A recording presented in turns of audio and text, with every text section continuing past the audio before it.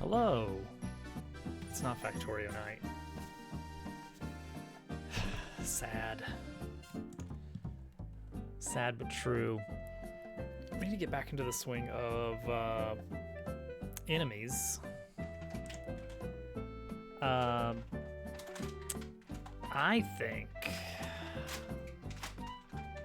I think we need a new pig. Possibly. We'll see. I know. It's rough. It's rough. Okay.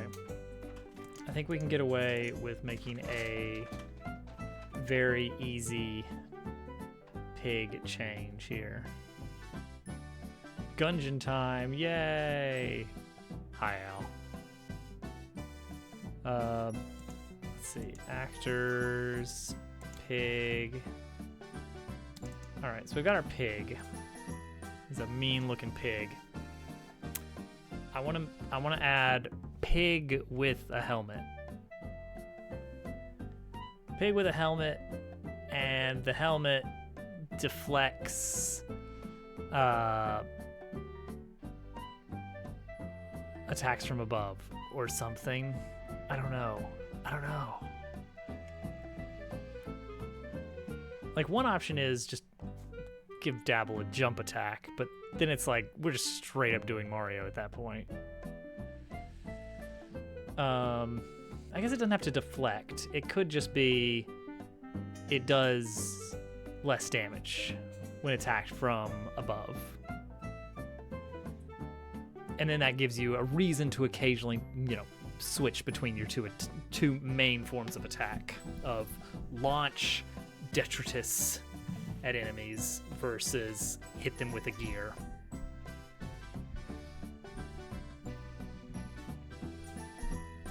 Dawn of War done. More Warhammer. More. Gonna need this to give this pig a helmet. Let's make sure that I don't have too much cord to deal with. Let's wrap this around. There we go. Almost. There we go. All right, this little piggy.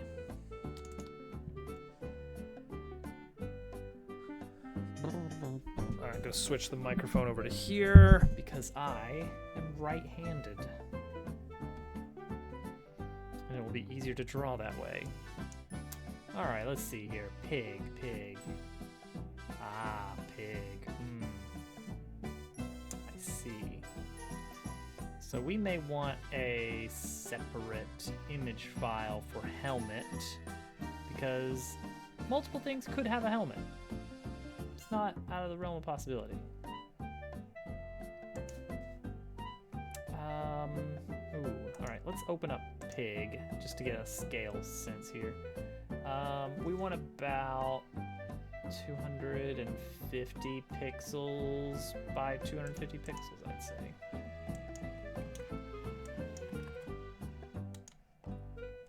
And we're going to grab the pig art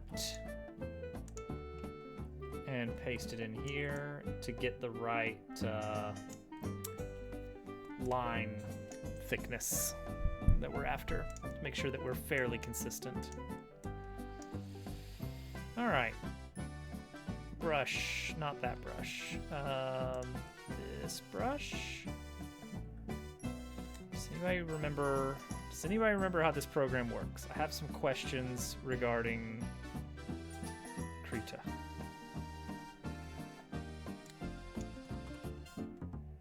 Okay. Helmet. A pig helmet.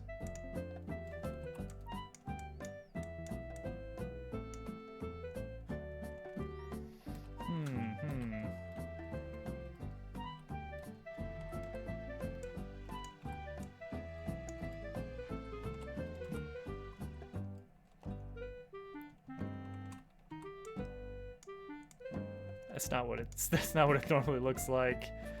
Hang on. It's gonna be a little bit silly. There we go. Perfect. Just to give us the right scale. All right. Put a helmet on that pig, or so help me. What does a pig helmet look like? We're thinking like a baseball helmet. Baseball helmet could be good.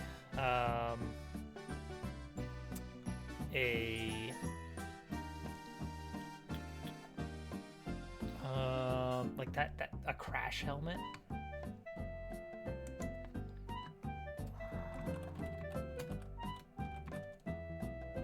mean, baseball helmet seems like the go-to.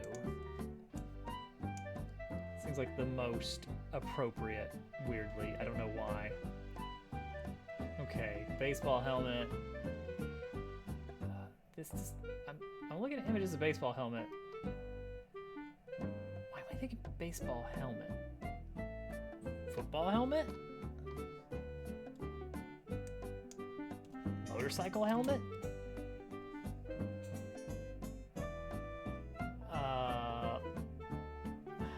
Let's just try something. Okay, let's see here.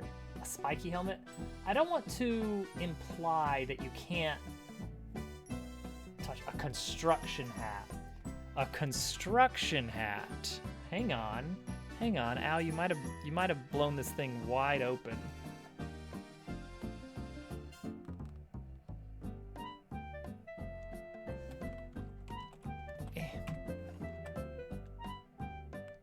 Might have blown this case wide open.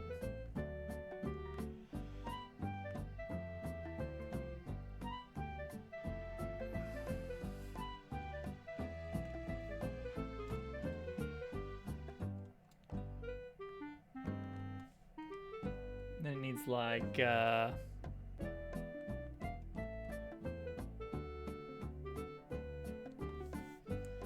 that. Make Al great again. Al is already great, first of all. I'll have you know.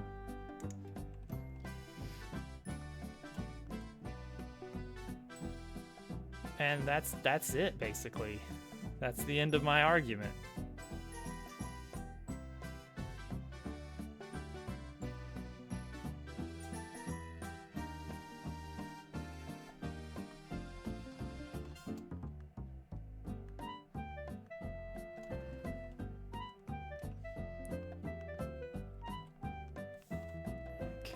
Okay.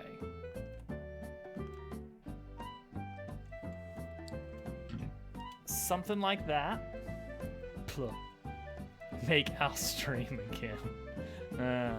Now we're getting somewhere. Lock opacity.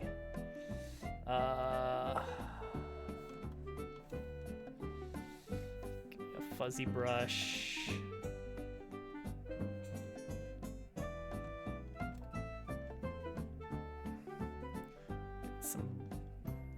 Some dark blue here for shadow.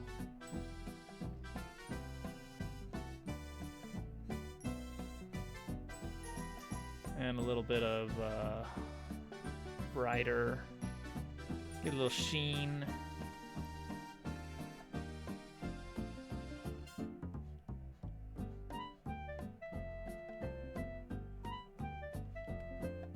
Maybe something like that.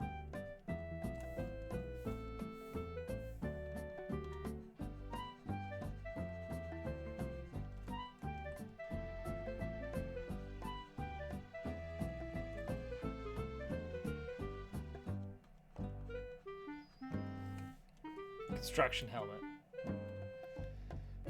Helmet pig. Incredible work, everybody.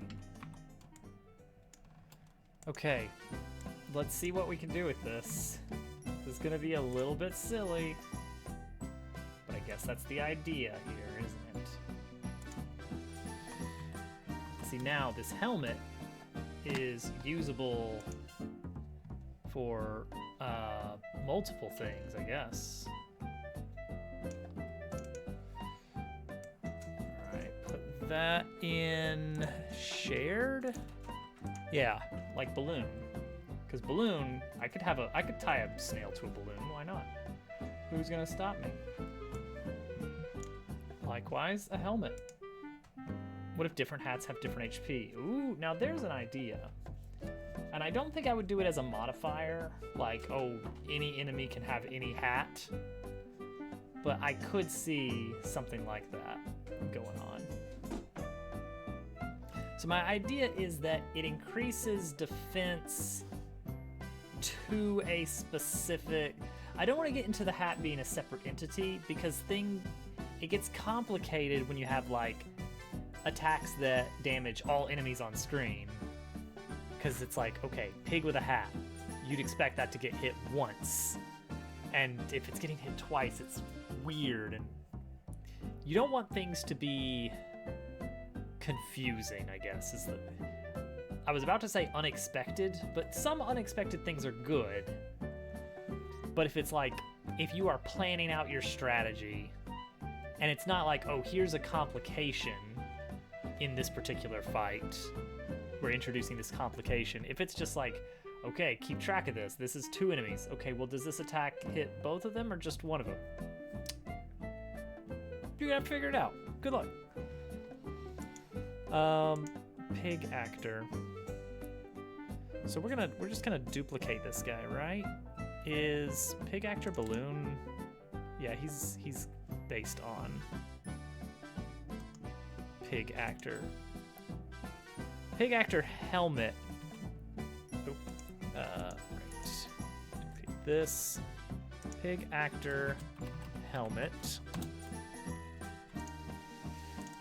Open that guy up. There he is. Make all enemies hats. Ah. The Mario Odyssey approach. So what we have to do is go into animation canvas, I think, and take all of these sprites and move them in here so that we can see where this helmet needs to go. Not in the legs, it needs to be tied to the body. It needs to be between the ears, I think.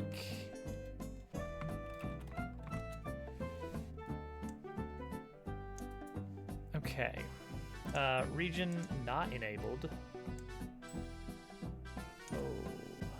Are these ears, do these ears have a ordering? Yes. Z index 10 and Z index 4. So let's put it right in the middle. Okay, let's put it a little bit higher than that.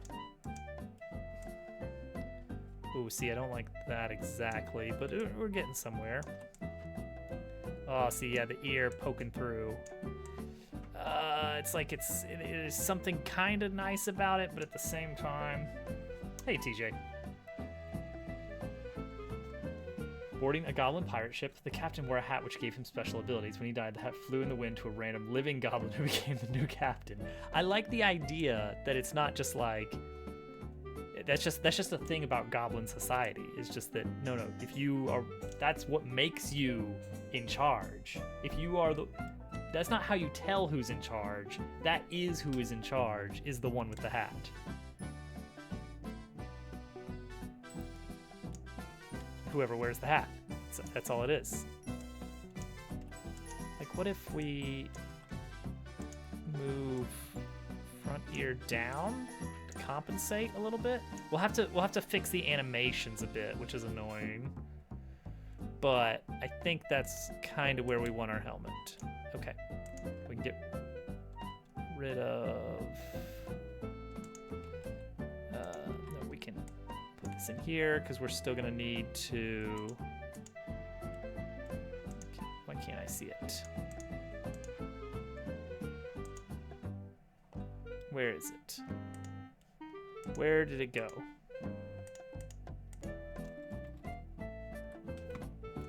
Okay, hang on. Just undo a little bit. Bring it back. Okay. There you go. Okay. And And then we need to delete this front ear. Oh no, don't delete related it. Let's fix the animation. Obviously, yeah. It's the most Warhammer logic. I do like the idea of using the Warhammer logic for goblins, because D&D orcs do not mesh with Warhammer orcs. D&D goblins, however, very much mesh with Warhammer orc. That makes more sense. I think, despite the fact that D&D has orcs, they are not the Warhammer orcs of D&D. That would be goblins.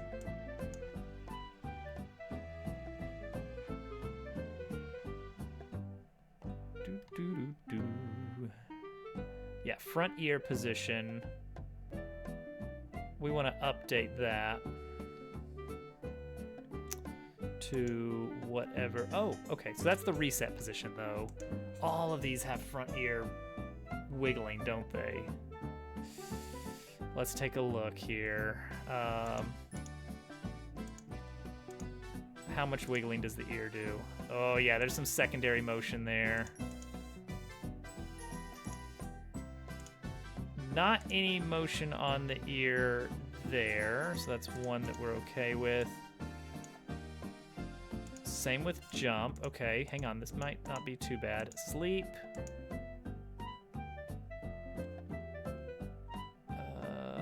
There is a front ear position, however, I think it might be the same. Negative 8.25. Negative 8.25. Okay, so Sleepy Pig does not move his ear. Tired Pig does move his ear. Walking Pig, yeah, definitely moves his ear. There's a little bit of wobble to it. Sleepy Construction Pig, yeah. Okay, so if we are gonna fix this ear issue, which I feel like we do kind of need to fix the ear issue, it would be the right thing to do. Why does this? It's just this one. All right, what are we listening to, guys? What do we want to listen to? That was Bug Fables, and I don't know what happened with the upload of these extended tracks, but they always freeze. Like, I don't know if it's something with the browser and this particular song. I don't really care for heavy metal, as a matter of fact, if you can believe it. It probably should be video game music to avoid content ID issues. It's like, because of course we're playing video games. That's what's happening here. Let's see here. Origami King has some good stuff. Origami King OST extended. Oh, I know a great Origami King song. You know, just to get us in that Paper Mario mood. Let's see here. Heading to Peach's Castle with Luigi. 15-minute edition. It's just a short loop, but it's so good. We're not going to listen to this for too long. I would be fine with, you know, getting into the zone with this, but I know that's not something to expect of everyone. Oh, if I change these animations, it's gonna mess with things. Maybe okay. Let's rethink the helmet position, or let's rethink the ear position.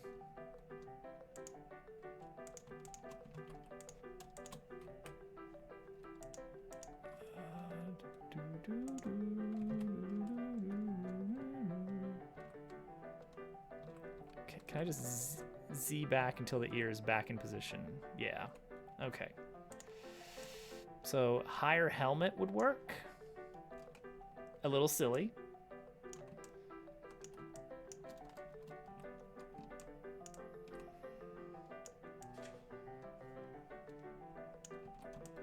We could go... Okay, that's just silly. Yeah, it's got to be kind of a little bit high. How does this work? How does that work if we do it this way? How does that look on our animations? Give me an idle animation here, buddy. That works. That works. Hey, casual. It's a little silly. A little hard hat for the tail. It makes sense. I would have a tiny hard hat on my tail on a construction site. Let's see here. Obviously, the peak of the Origami King soundtrack is Red Streamer Battle. Just the energy of the intro is just so good. There we go.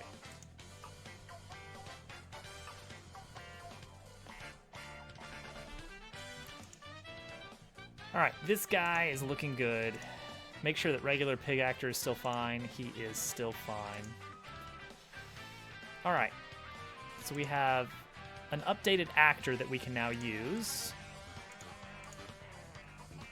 Pig actor helmet. And so all we have to do now, this is an enemy. This is an enemy variant.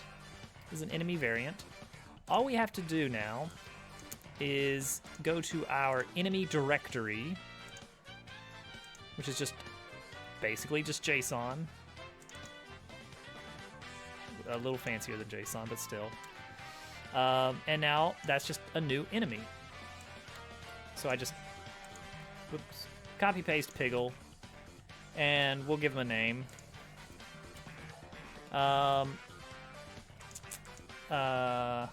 What is this? What is this guy?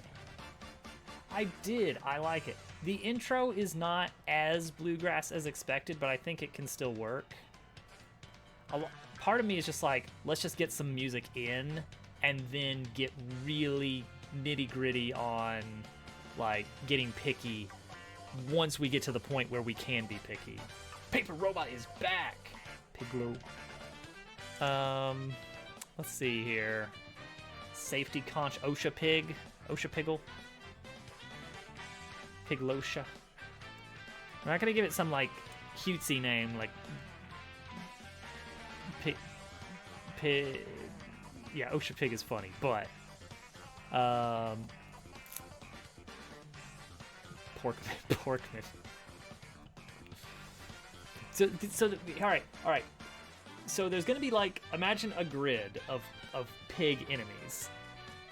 This is all top row pig, okay? This is Piggle, Balloon Piggle, and Helmet Piggle. And then later in the game, we're gonna unleash Tier 2, which is the exact same enemies with basically the same moves, but with buffed up stats and a different color. So we have to remember that, like, it would be nice. I'm thinking like when we bring out Hoggle from Dabble Worlds. Yeah, maybe we can swap out the hats or something. Although a spiky hat should not make much of a difference since no character is jumping on things until very late game when you get a partner that's main attack is jumping on things. Look at old Hoggle. So his hat is not going to be spiky, but all of these variants will have added defense against attacks from above. Helmed Piggle, something like that. Capped Piggle. Hard Hat Piggle is fine.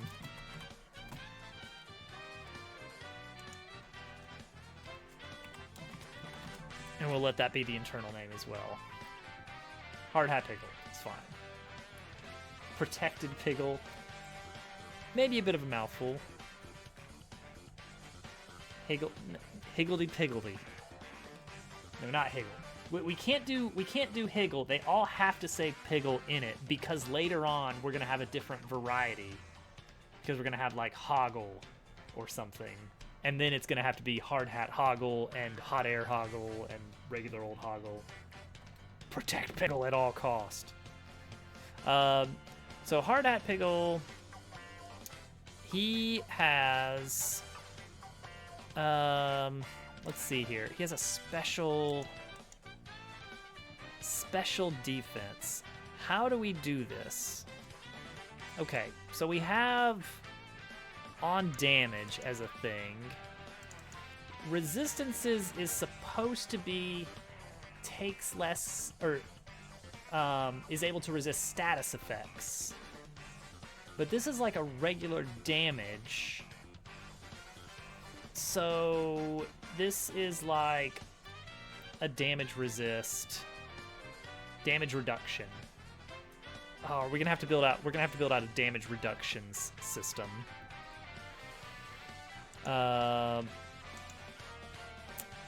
So what is what do we call this? Okay. Normally I would think the word resistances, like damage resistance, for being like, oh, well, against electric attacks, he takes 1 less damage.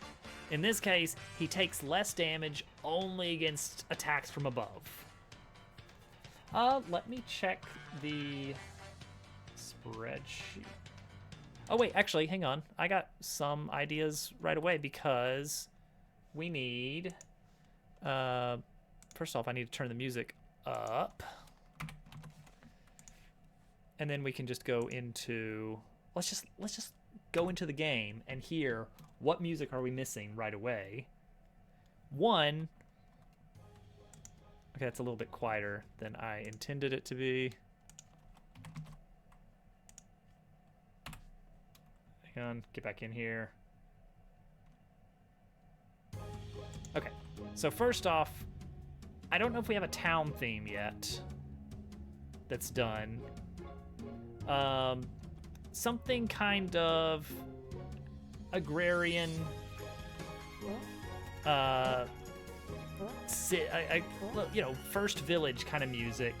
I'm thinking a little bit like Kakariko Village in Ocarina of Time, or to use another Ocarina of Time. It would be nice, but it's not a must-have because we can always add in more later. Ocarina of Time had Lon Lon Ranch and Kakariko Village as very good examples. So that's one thing we need for this zone. And then we need a victory theme.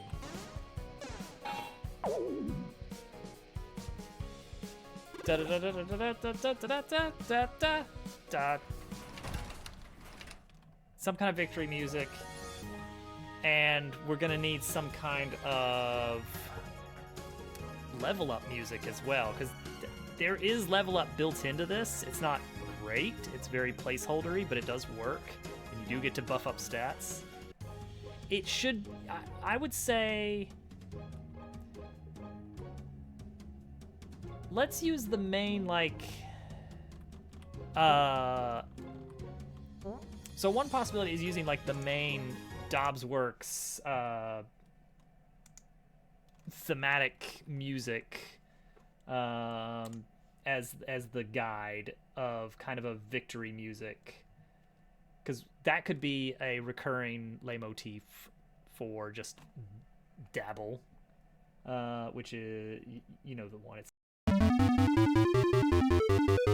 that music. That music would be fine. Oh, here's an idea. Let's get this back on. Pull up Dabble Worlds and beat a level. That music right there would be, that is the style I want for level up music. That's the chord progression I would like for level up music. Oh, you can't do that right. Well. Okay, pull up a VOD of someone playing Dabble Worlds from like a year ago. There is a theme. You know, I could just pull that up, actually, now that I think about it. I have the files right here. Dunsworks, games, audio, music. What is it? What is it called? Level End.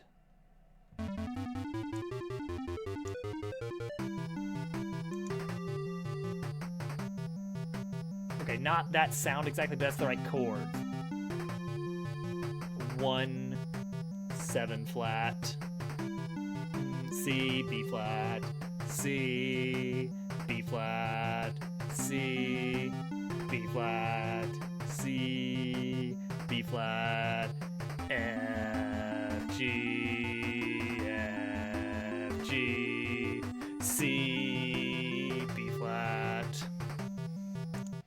That's it. That's your level up music. Victory can be that da da da da da da da da. That is not how you do flat. That is B sharp, but you get the idea. You get the idea. Okay. We're gonna write code to make it possible for us to set extra defense against certain types of attacks. Somehow. Didn't know how to type it. I think it's just lowercase b for a flat symbol.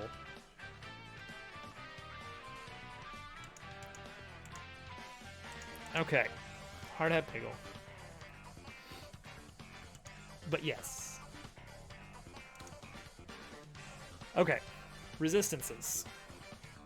So yeah, a nice, slow, meandering town music. Not a lot of percussion, if any.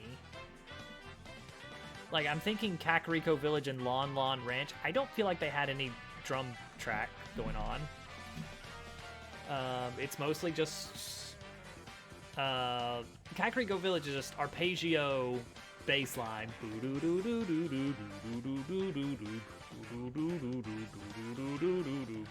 Doesn't have to... You don't have to do that exactly.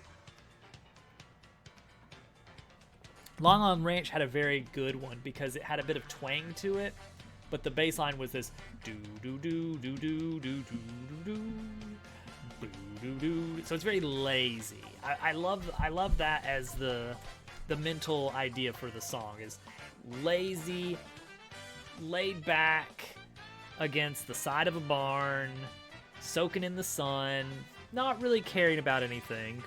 Although in the plot of the game, they do have something that they should be worrying about, but they're just kind of lazing about because they're just frogs. They're just hanging out on lily pads or whatever, just doing their own thing. That's the vibe. That is the specific vibe that song needs to have, is hanging out, being lazy on a sunny day, a little bit country-ish.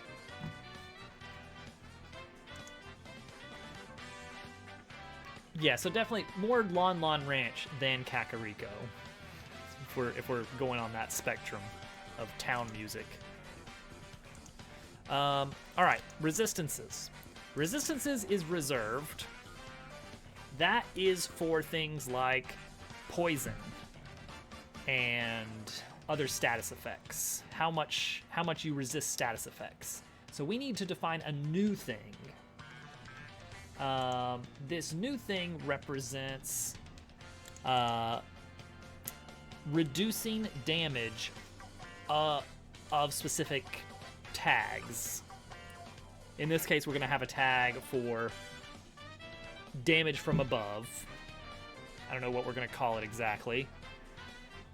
We need to actually label it. Yeah, here we go. Type of damage, sharp. We're going to have a way of saying that a damage can have more than one type now. So it is sharp, and it is downward. Is that what we want to call it? Sharp and downward? Okay. And then we need a way of... Alright, so this is really annoying. I don't know if there's a great way to just find sharp.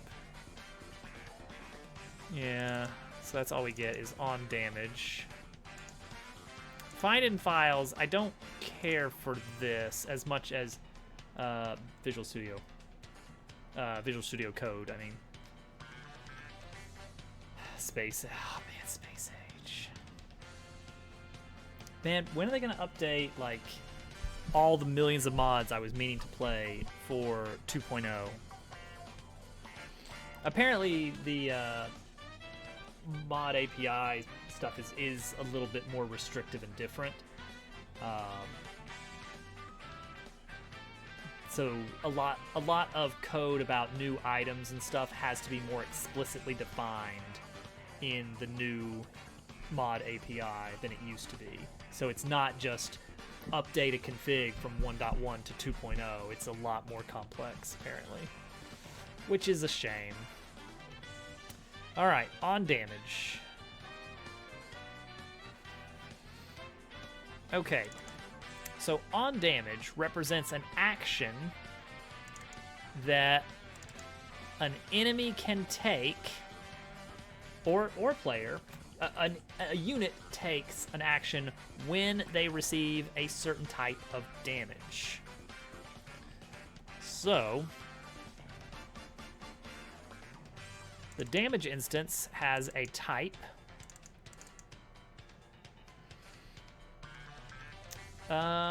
Which apparently we can have more than one type. That's something we need to watch for. Damage types.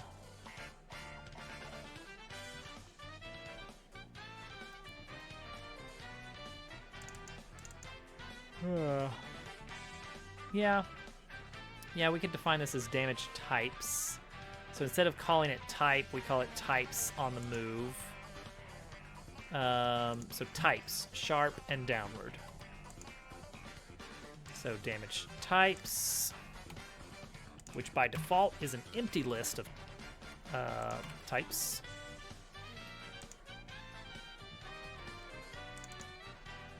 If damage types dot size equals 0, just a regular damage type. Otherwise, for damage type in damage types, do all of this stuff. I don't know what that probably works. Action.self, action.action.call. Yeah, that's regular old code. That makes a lot of sense. Don't worry about it. Okay, downward. So now we go back to our enemy directory. So we have on damage what happens when you take damage, but now we need extra defense against certain types, because I could definitely see that, yeah, a fire-based enemy is going to take less damage from fire, maybe even no damage. I don't know.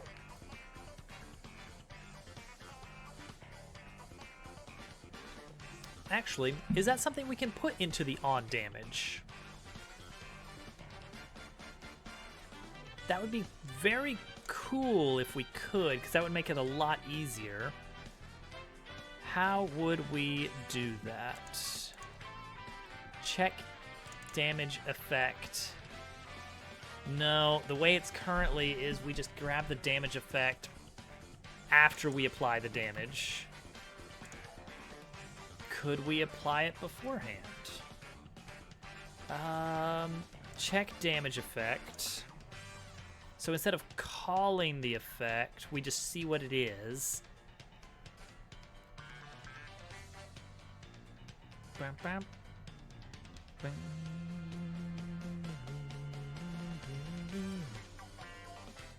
Yeah, maybe. It's Pikachu! Yeah, I don't like it, but it would make sense. So, when you are getting hurt by something... What just happened there? That was weird. Okay, we're good. That's a lot of letters. That's more than usual. Oh no, what have you done, Mac? You guessed a letter!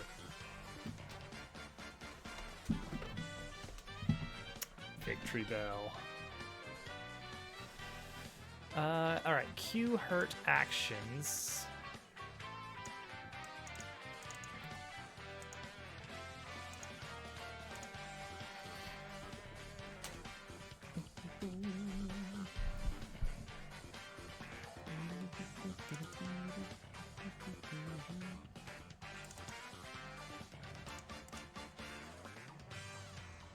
Oh, right. So that's just Yeah.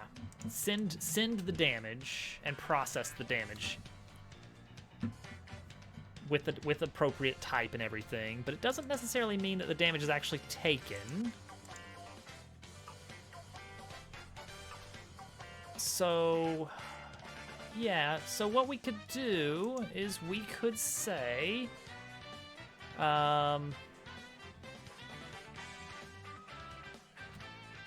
somewhere up here, get the results from special case, never gets letters.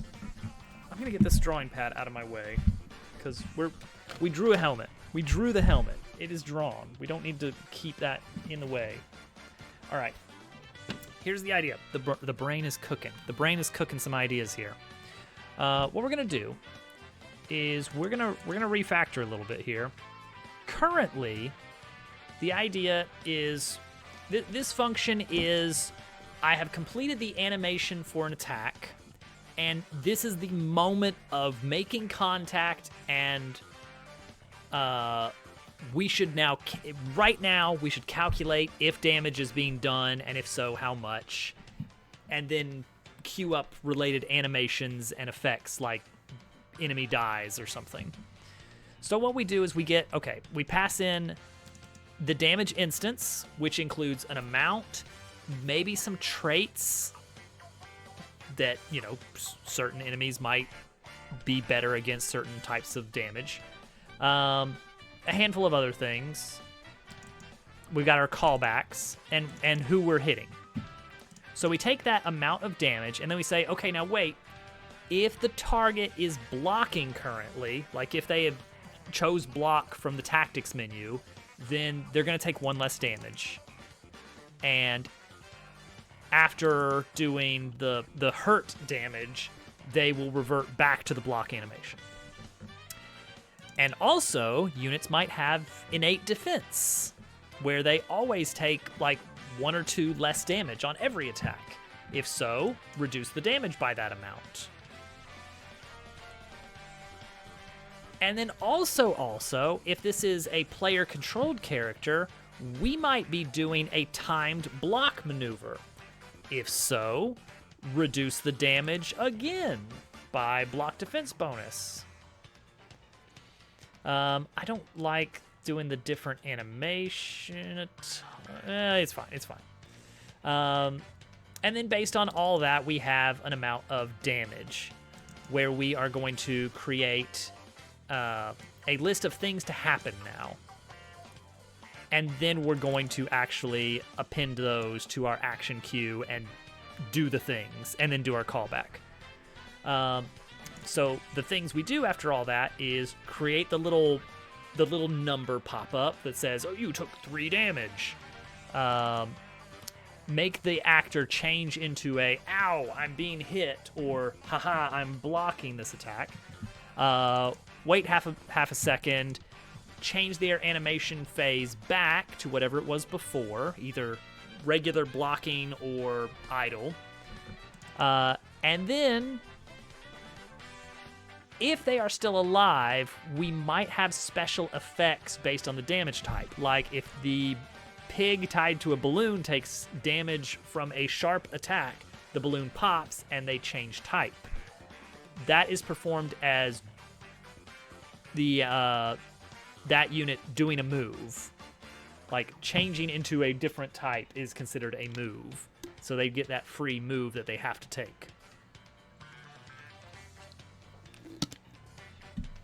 And then just make sure everybody's current animation state is correct.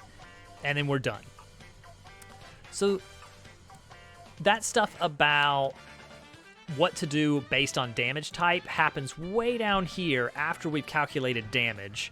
What I want to do is pre-select that, I think.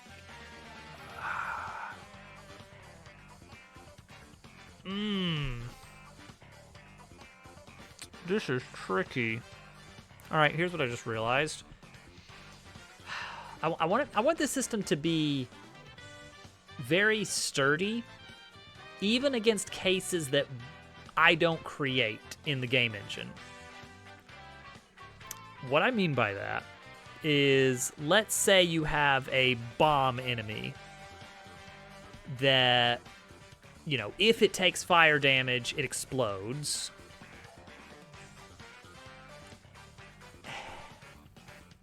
If I check all of these, hey, I took X amount of damage, what do I do differently? Well, what if I took 0 fire damage? Like, what if defense would decrease it to 0? Then I don't think I want to pull that list of, you know, hey, you took fire damage, therefore you need to pull your fire damage effect out. Imagine a situation where, for some dumb reason, I have, like, the effect that, like, oh yeah, bomb enemy, but also has defense against fire. And this is a made-up scenario, so don't at me with, oh, well, I think in that case what it should do is it should blow up, even though it's 0. No. This is a toy example. This is not the actual case. Should effects in general, should they fire on 0 HP? And then what if one of those effects is reduce damage by 1? So for instance, let's say we decide, okay, how dare you, Mac? Let's say for this toy example that we say, yeah, actually 0 fire damage does not trigger the explosion. It has to be a positive amount of damage.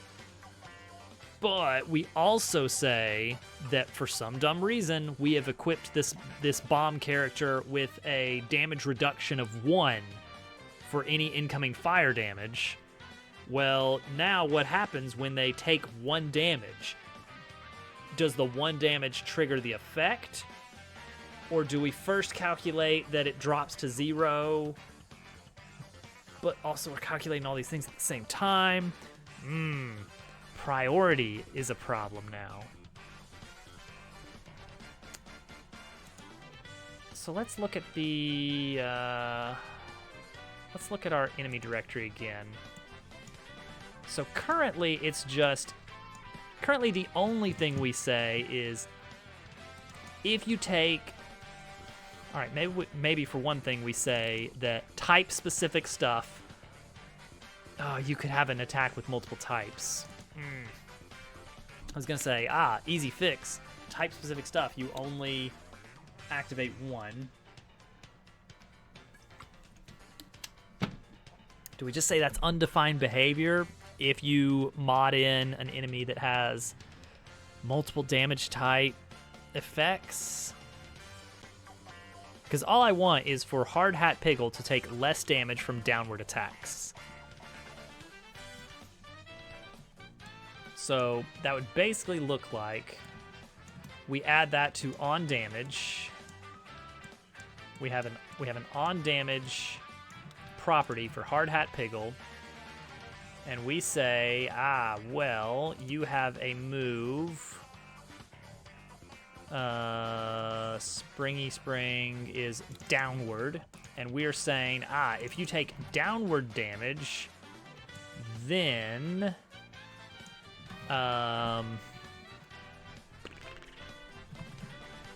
Pikmin reduce damage by 1. Something like that.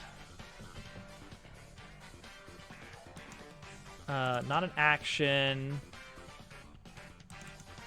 but a recalc. Like this is gonna be like, imagine that we actually did a John Pikmin. John Pikmin, who was the brother of Gordon Pikmin.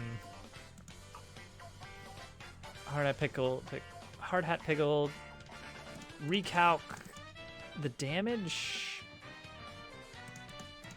reduce damage. Like, I don't want to say action. Action, I think, is perform a move. Like check damage effect. Yeah, action dot action. It's a callable. So I don't want that to happen.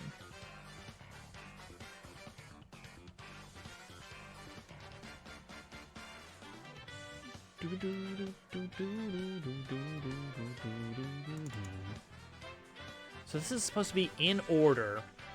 Do this, wait, revert animation, then do the effect.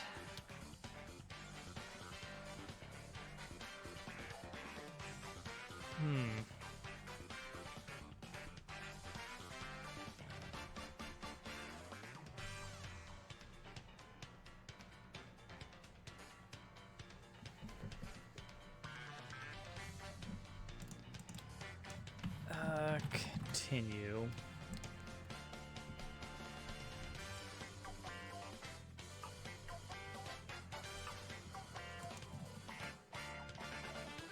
All right, I think that's better on that. Okay. So we want to do... Do I just need a special function for added damage reduction? So instead of action, it's just reduce damage 1. Reduce damage 1. And that's our special keyword here. Okay, so instead of looking for actions, we want to look for reduced damages. It's a little silly. And we're gonna just say take the maximum if there's multiple for some reason. We just... That should never come up. It's definitely not gonna come up in the vanilla game, but it's important that the system has a defined way of handling these things. Specifically, mods are what I'm thinking. So what we want to do is get damage reductions. So we want to take the damage instance and the unit. Could we lob in blocking and stuff to that? I bet we could. Get damage reduction. Or get final damage. Get final damage. Amount. Amount? Yeah, sure. So what does that look like? We want to grab the damage types, look for on damage in our dictionary, and then for each of those, we are looking for not an action, but a reduction.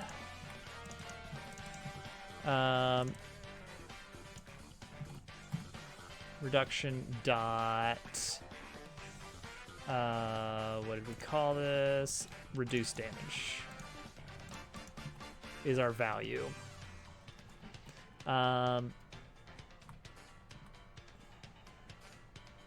Yeah, because a single instance could hit multiple flags.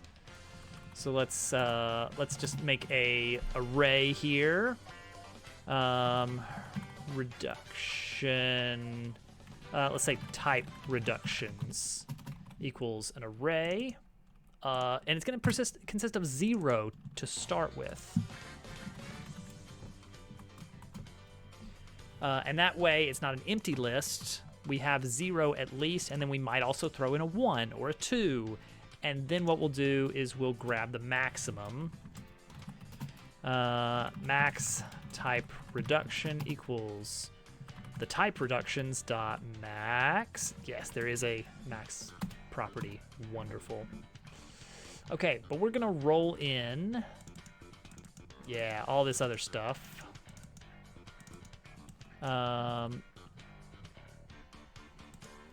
If unit is blocking, let's see here.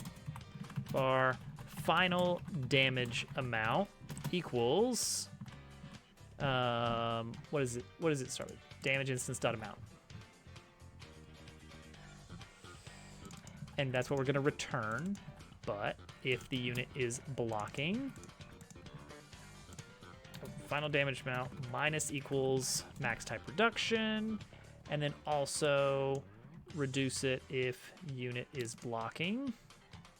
So we're gonna take out damage here.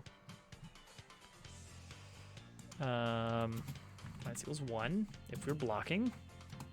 That may be changed later. We'll see. Okay. Enemy defense comes up. If the unit type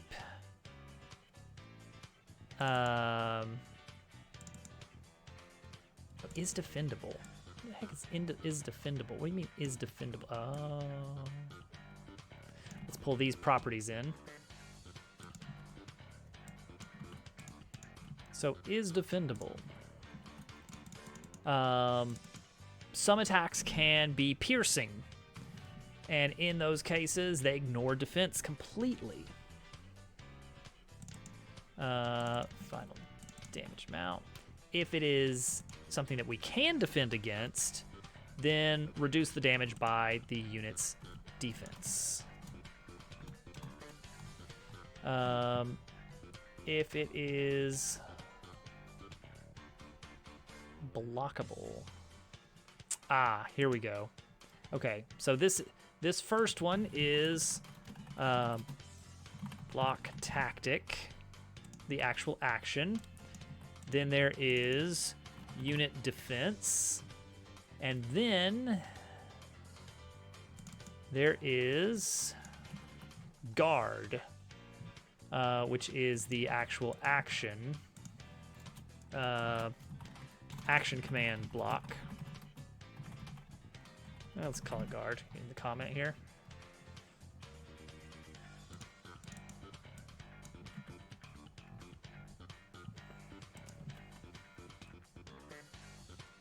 Final damage amount we reduce by an additional 1 or so.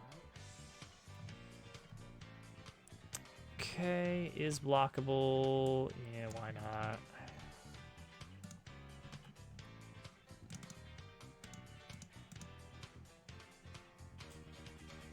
Okay, and then that gets us our final damage amount, including the magic stuff. So we need to pass in unit and damage instance. Damage instance. There we go. Okay, that helps quite a bit. All right, cool. And now, all that to say that Hard Hat Piggle should now have a normal defense of 0, but gets an extra 1 damage resistance from attacks that are flagged as downward. Let's test it. Jeez. Initialize units. Give me a couple of Hard Hat Piggles in this fight. All right, I think we did it. Oh, I didn't turn down the music. Well, we're just gonna have conflicting music for a little bit. There we go. And we're in the wrong room. All right, no, I'm not gonna walk all the way over there. I'm gonna actually choose the correct room this time. Where's the correct room? Where is it?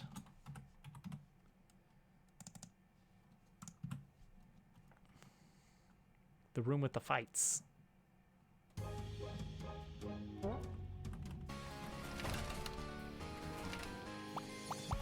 Oh, look at their little hard hats. All right. And so, if I do a timed hit, I should be dealing 1 damage, not 2.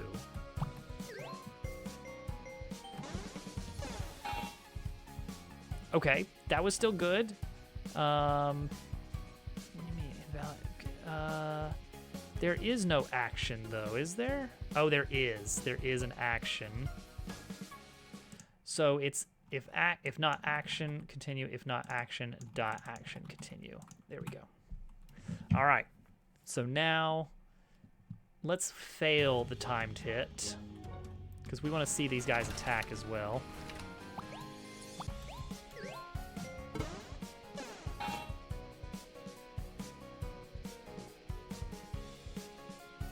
Right, that's not how you determine if that exists. Action dot, we have to say get action. There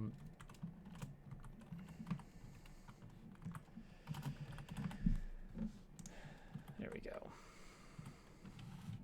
I don't know, I keep thinking JavaScript and TypeScript.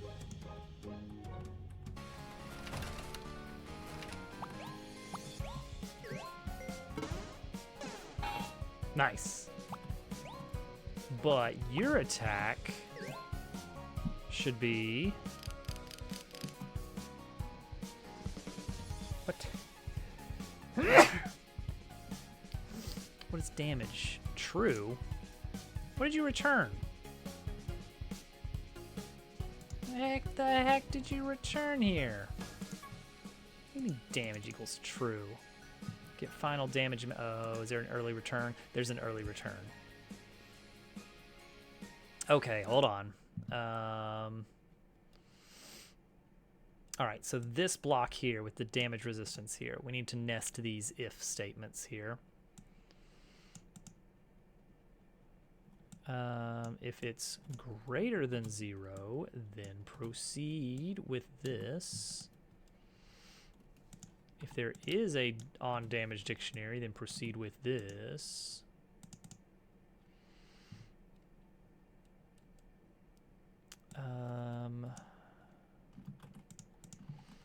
And then that should do it.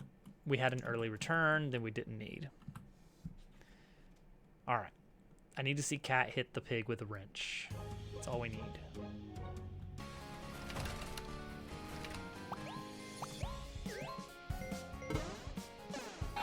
0 damage, good.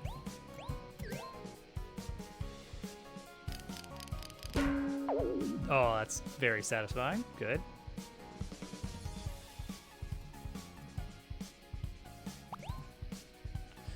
Doesn't have any noises. Okay, gear spin should deal 2 though.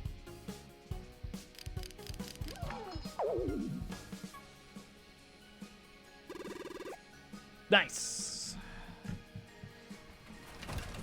We did it. We actually added a thing into the game here. So making the new enemy was actually pretty easy because we were just adding a hat to an existing enemy.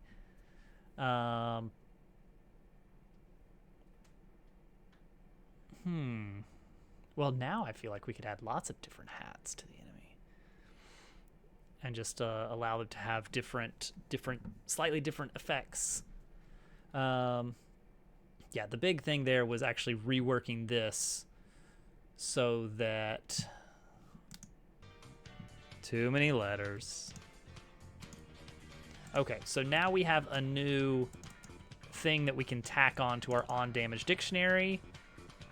So in addition to saying perform an action after the damage is soaked up, we can instead add a reduce damage by whatever. Technically, we could have both of these work.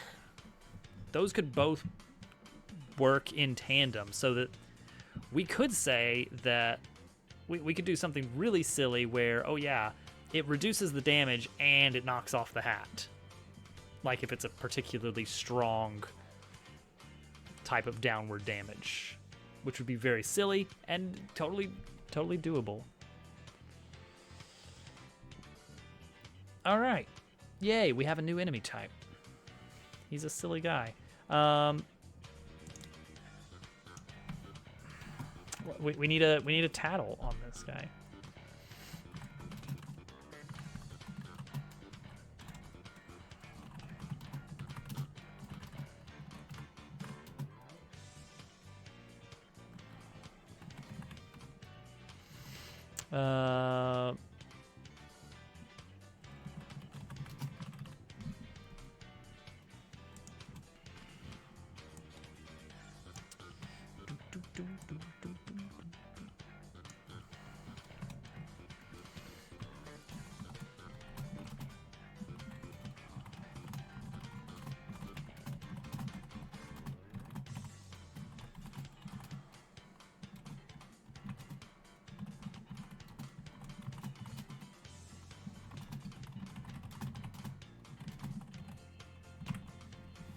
Straight for the face.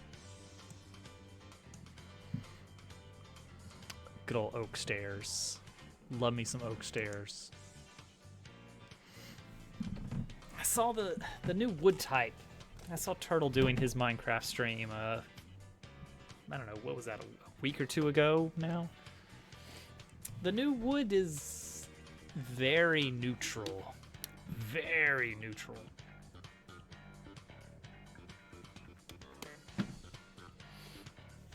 I don't know. I like the blocks to have a bit more color.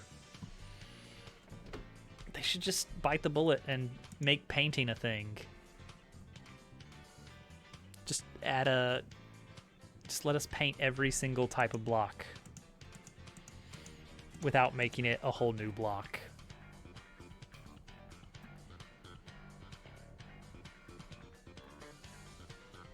Dark oak. Dark oak's very brown. Very brown.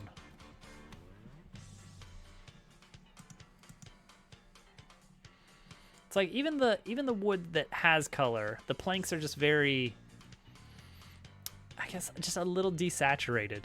It's a little too desaturated.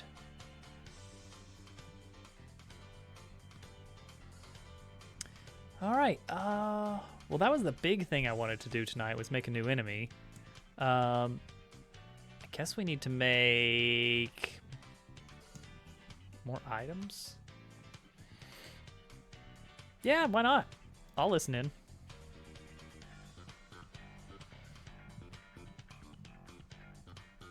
I want to make sure we get lots of different enemies, and then we can try out making kind of a roguelike system.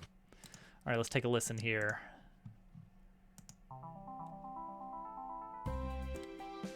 Okay.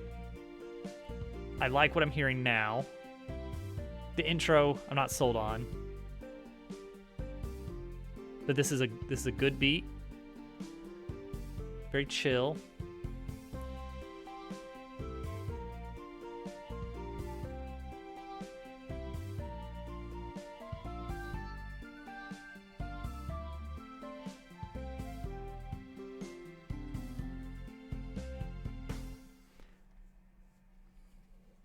I'm wondering... I wonder how that would sound without drums at all.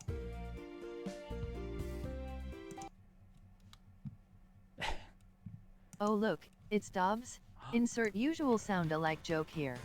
Hello, Turtle. I was just talking about you. All good things, of course. I guess technically I was talking about Minecraft, but in the context of you playing the new update lately. I'm saying the wood is very neutral. It's a very neutral color.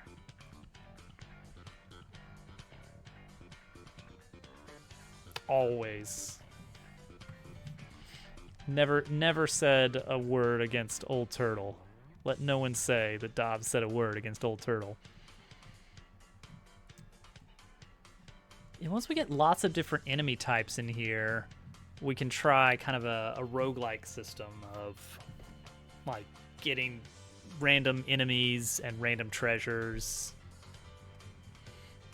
Sent without drums. All right, let's listen in. Let's see how that one sounds.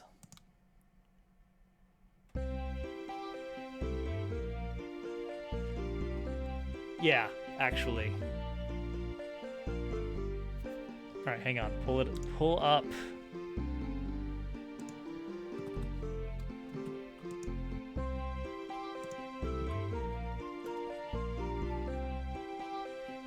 Hang on.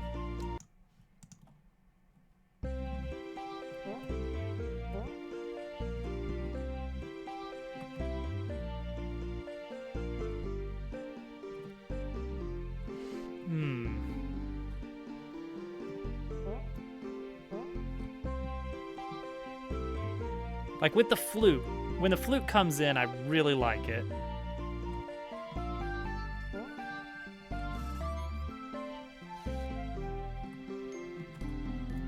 You have nothing to say. Now, let me try it with the drums again.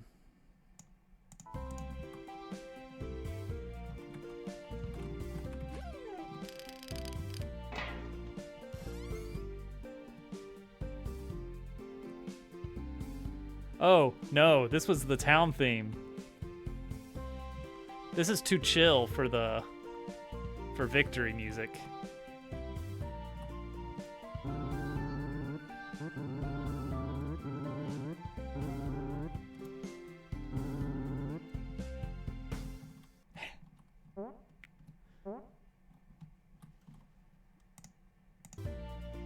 Yeah, for victory music, it definitely needs drums, and it needs to be kind of a bit of a march. So let me listen in on the drums again here. Yeah, that's too laid back for the victory music. The victory music should actually be a pretty short, non-looping piece, whereas the level up music should repeat. Yeah, victory needs fanfare. Level up needs to be a march.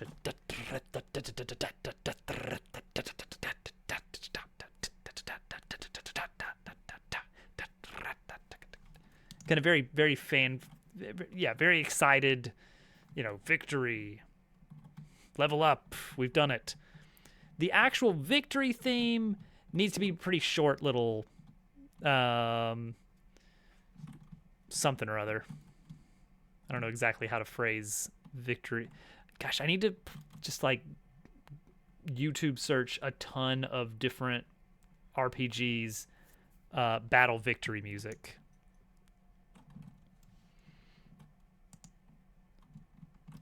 Like, this is the right pacing for the town. It goes to an A minor there, sort of. Like right there, that's like an A minor. Which is fine.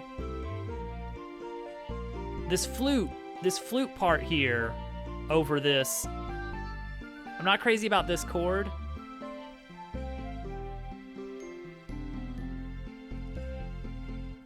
But that, when the flute comes in, that's a really good vibe for the town music.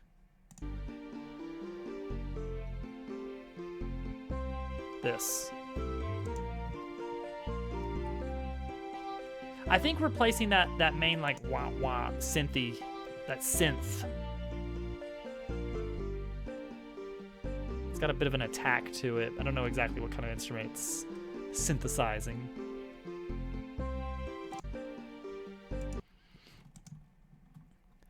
I would be interested to see. Let's see.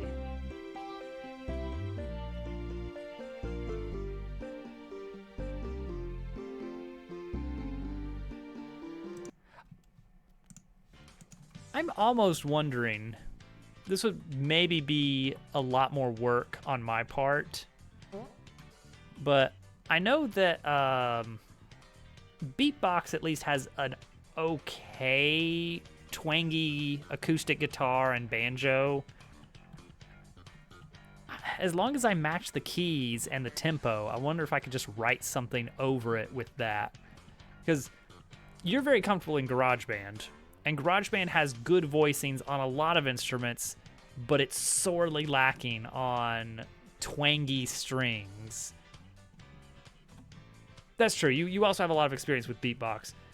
I hesitate to try and get you to like basically write your song twice in two different softwares and then send me both so I can like lay them on top in Audacity. Yeah, that's so strange. I guess it's not really meant for that kind of stuff. You'd need like LMMS or something, or one of those other free audio trackers. I've tried LMMS. It has okay voices. I used it for some of the Pen Pals music.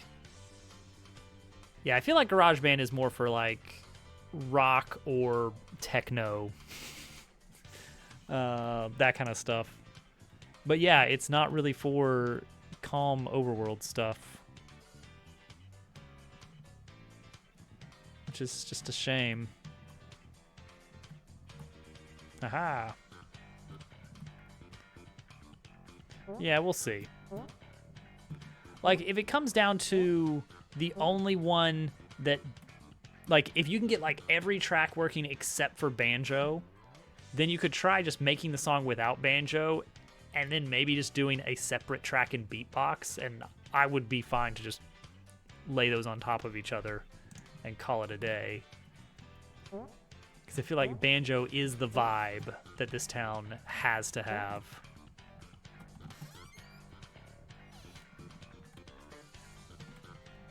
All right.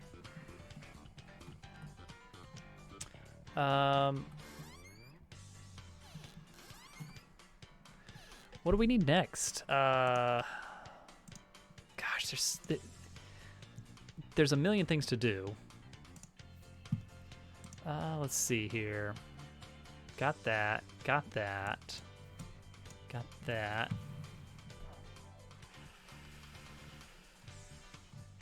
Oh. I actually do have Dungeon 1 technically in place, but there's no enemies or boss fight yet. That is something that we need to get going, is a boss fight. I have one boss fight. It's not the boss fight. Oh, I know one thing. I was looking at the screenshots in the channel from recently, and I noticed that the battle scene for the cave is too dark. It's just too dark in here.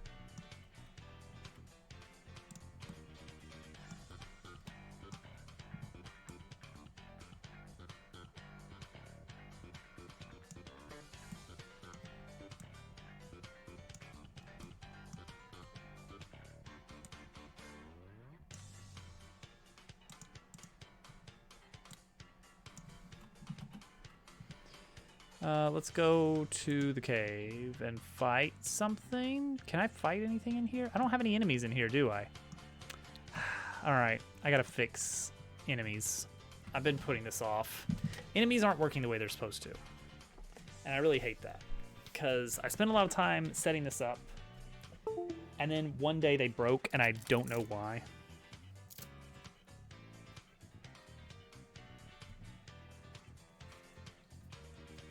And it's really bugged me.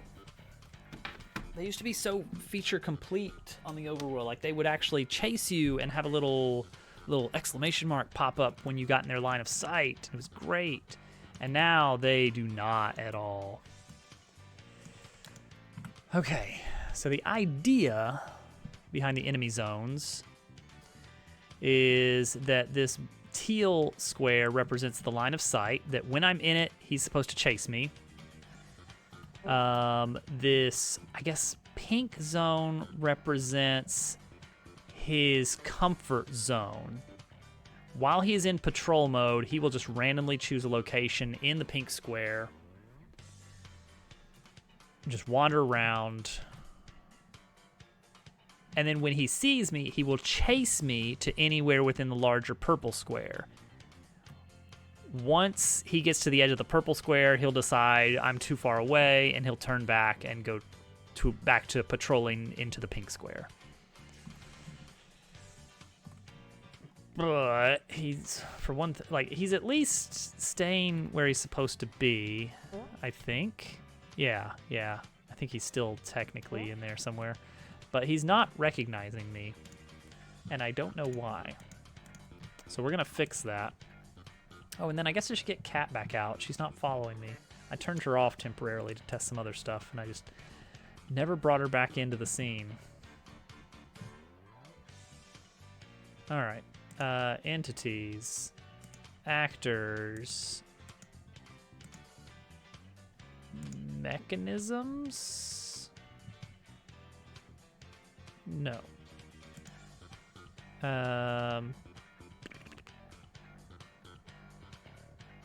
Base actor, enemy patrol. All right, enemy patrol.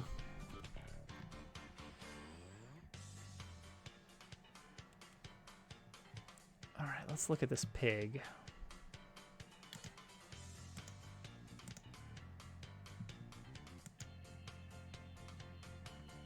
All right, pig. There he is. He has an encounter zone. He has an enemy patrol, which has a chase area and all this other stuff. So enemy patrol is supposed to be when you jump into the sight line.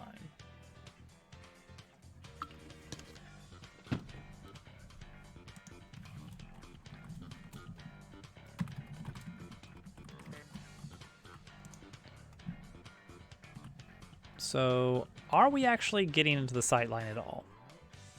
That's the first step. Let's just walk through the code, basically. Yes, okay. That's working. So we are getting that. Let's call that enter and exit. Just to make sure that we're not having something screwy happening here.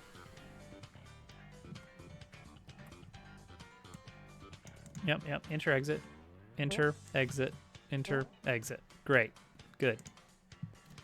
So that's working exactly as I expect it to. All right, so the player is in sight. Doesn't that mean you're supposed to chase me? Am I not in the chase area?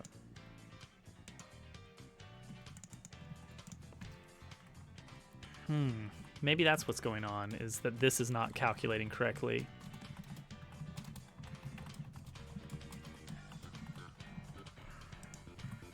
That's the most likely scenario, because this is dumb. This is admittedly a little dumb. There's apparently not a way... Nope, it says I'm not in the chase area. There's not an easy way to just say, is this point within this zone, within this shape, without having to do a lot of fun things about like creating objects and checking collision and all this other stuff. I really wish I just had a single function that I could just say, is this point inside of this volume? All right, so what's the deal? It's because we're not using global position, isn't it? Like, almost certainly. Try again. He's probably going to chase me now. Yeah. Oh, no. Bye. Oh, no. He's gone. Well, that's not what I wanted to happen. Oh, no.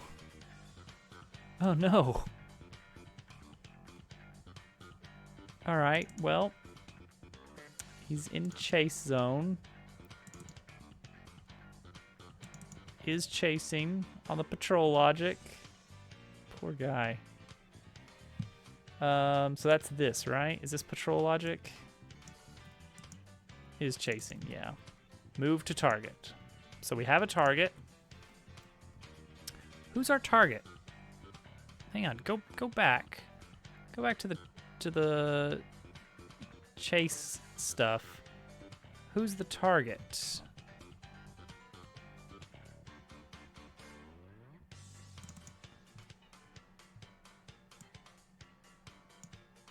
These people need him. It is supposed to be set. It should not move. A lot of things would break if I did move it, unfortunately. Which means that the current system can't support, like, an enemy on a large moving platform or something. It would go poorly.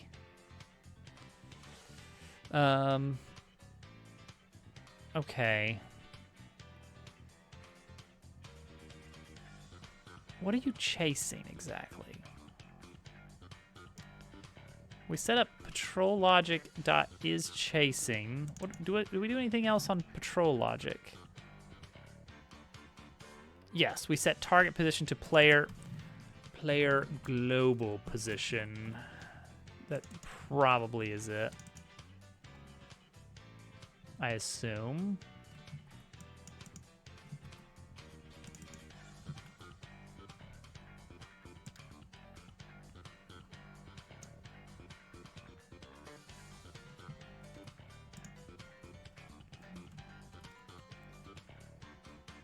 Yeah, everything else is on global positions. That's probably what's going on there. Here we go. There we go. Yeah.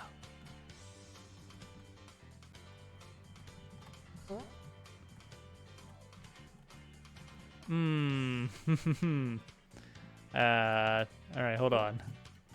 He jumps. Oh.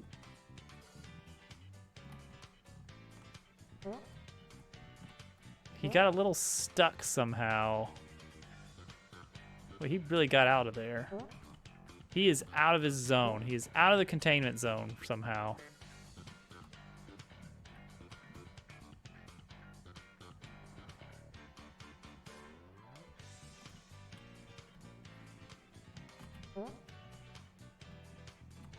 What is going on with that? He's getting stuck on... Okay, see, that looks good. He's not going to chase me because I'm outside of his zone unless I'm also in his zone.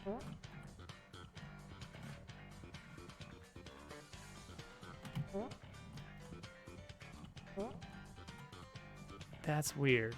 That's weird. So he loses interest if you are outside of his view for long enough, and it counts as being outside of his view if you are just outside of his zone. Okay, we're setting his velocity to 0 at some point, and we shouldn't be.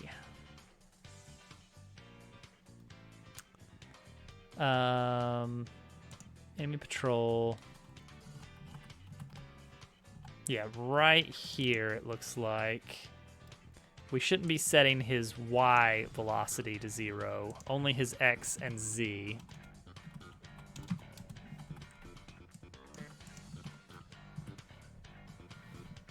He certainly doesn't.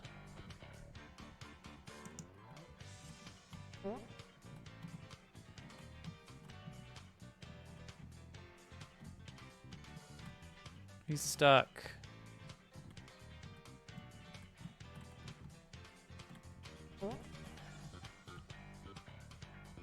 See, that's him getting his velocity set weirdly. Same thing there.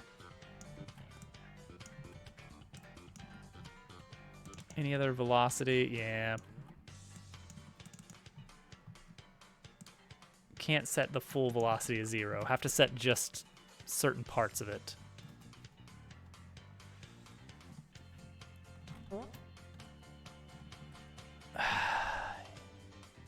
Why? Why?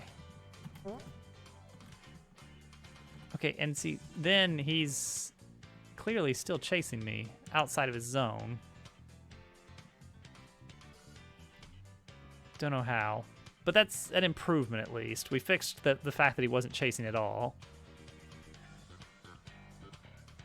So there's still something with velocity that's... maybe this. Excellent. Let's have a listen here.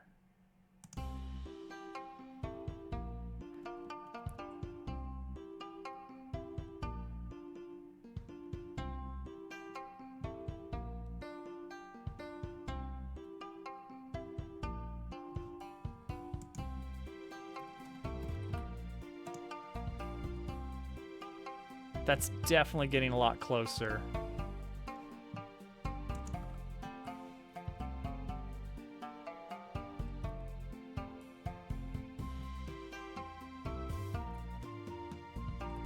Yeah, with the flute.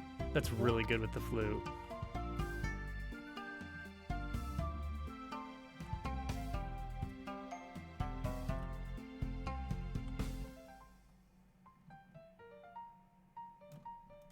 I can get behind that.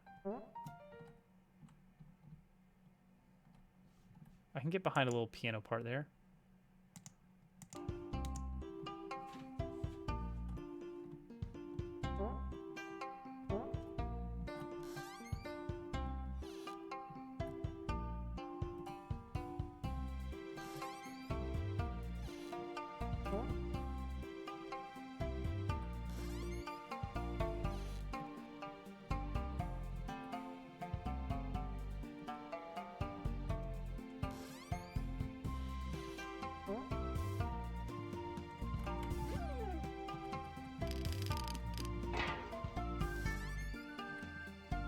the area 3D node check for if something is in it by default?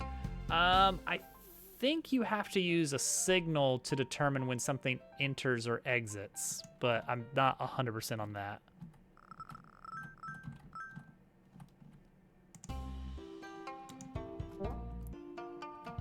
All right, let's see if this fits the farm area here. Yeah, I think we got it. I think this is the right sound for it.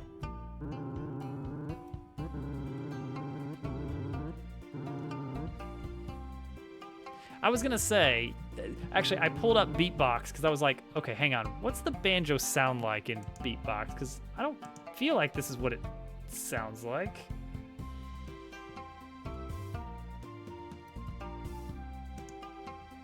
All right, hold on. Let's do a little musical experiment here.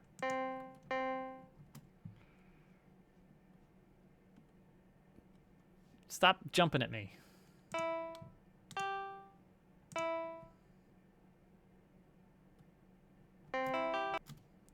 Slow that down like extreme amount. Don't do straight quarter notes on me. Change that to triplets. There we go.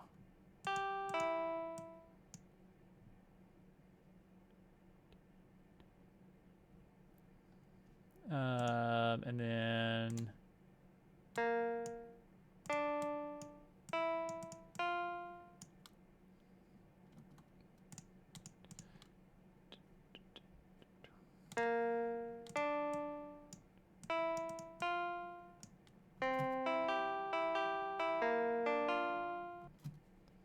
yeah, something along those lines is good.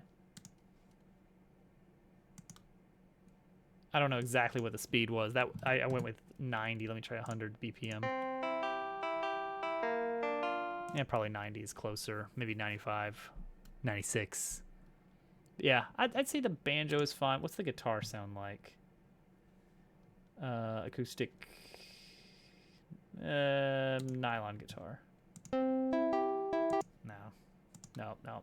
You can hear the nylon. Muted? No. That was a 123. Maybe the way we're dividing up the notes is different. I'm doing a kind of a triplet swing. Doom doom doom doom doom doom. 1 2 3 1 2 3 1 2 3 1 3 1 3 1 3 1 3 1 3 1 3. Skipping the 2s entirely. Nothing falls on 2. It's all 1 and 3, and it's only 3 beats per measure. Yeah, probably the banjo voice is good. What about this jazz guitar? No.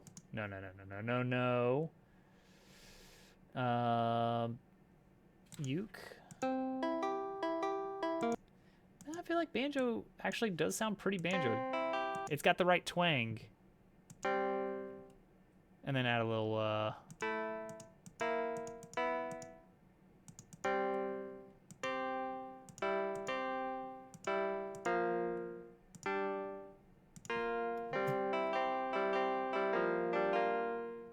that's a little too much. Anyway, you know.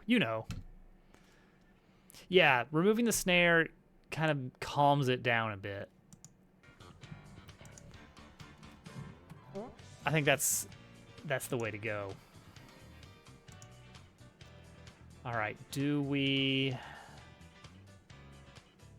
keep pressing on? Yeah, let's get a little bit more. It sounded really good, Casual. Thank you. All right, we at least got the enemy chasing us again. Patched that little bug. What do we want to do? We want to get some more items available in the item pool. That would probably be a good idea.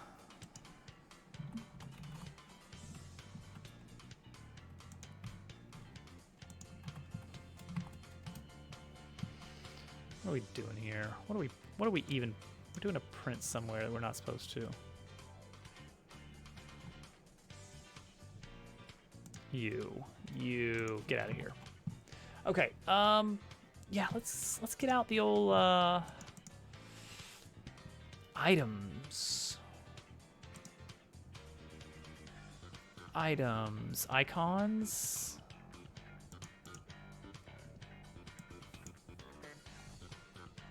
So I left this big old mess here. It's kind of like encroaching on the actual tiles. Splattered some yellow there when drawing a lemon. Okay, so I've got ideas here for items. So already in this genre of game, there's item combination, like being able to mesh items together. For instance, in Thousand Year Door, you add a mushroom and honey syrup, and you get an item that does a combination of effects, maybe not to their full strength. It's not as good as a mushroom at healing. It's not as good at syrup as flower points, but it lets you kind of do both things in one turn. Very convenient, and kind of packs a little bit more effect per item slot, in a sense. But then you've also got, like, there's 3 tiers of mushrooms. There's 3 tiers of syrup. So you combine those, you got 9 different things, but they all look very much the same. It's basically just like different color mushroom underneath slightly different color syrup. And it's very hard to see the difference. So it's like very meh. So I'm thinking, let's make the combinations vastly different. Let's keep a theme, healing item, fruit. And then energy item, sweets. And then make combinations. So you apple with honey, you get a candy apple. You see what I'm getting at here. I don't know how we're going to make this work exactly, but we're going to find a way to make it all work. We could throw a chocolate on there.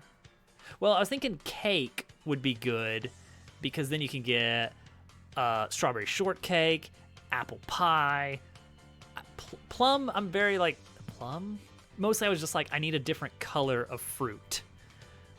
I want to make it so it's not all red fruit. A bug cake. Why? You don't play as a frog. We're not doing that. Grapes. Grape. You could do grape jelly. Honeyed grapes. Sweet grapes. Some kind of sweet grapes. Grape cake. Not a great combination, in my opinion. Candy grapes. I've never even heard of candy grapes.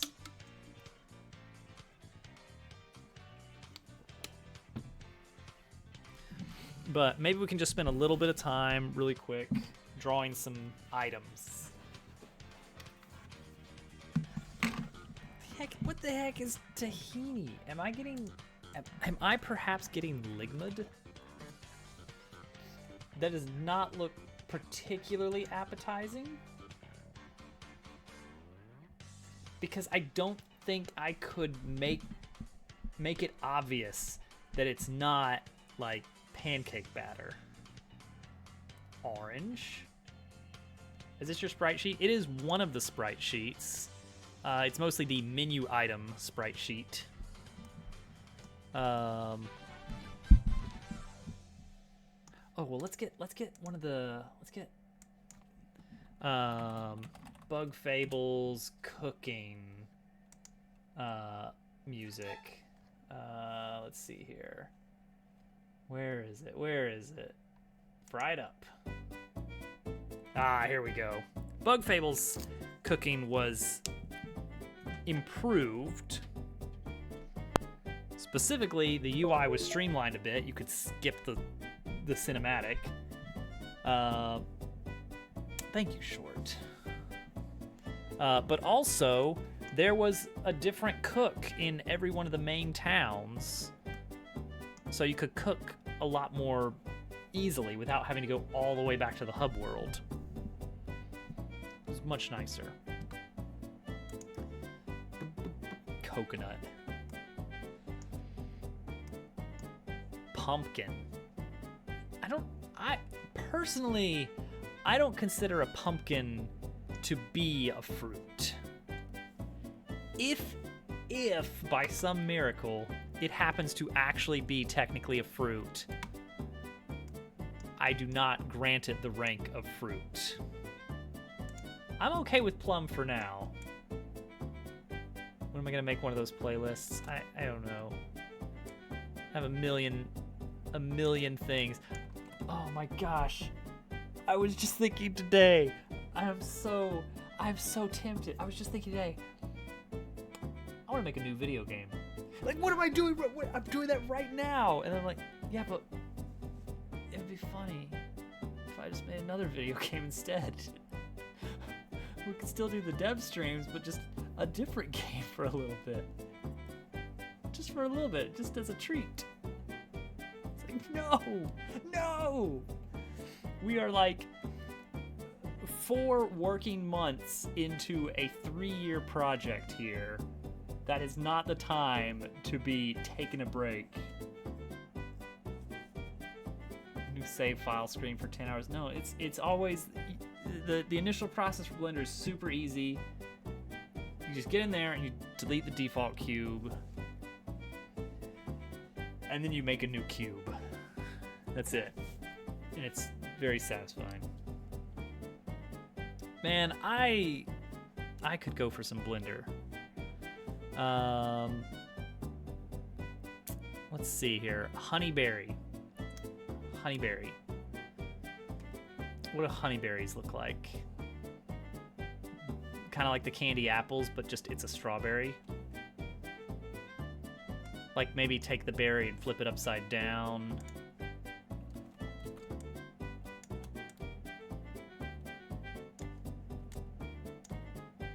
Let's take the berry and flip it upside down.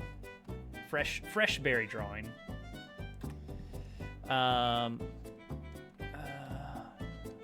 Okay. Have a nice strawberry. Well, because I want to get the like the nice leafiness. I want to get the leafiness in here. Get some nice leafies. And then nice.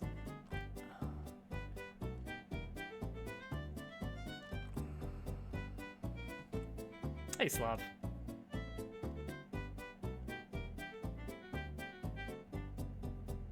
There we go. That's the shape. That's the shape we're after.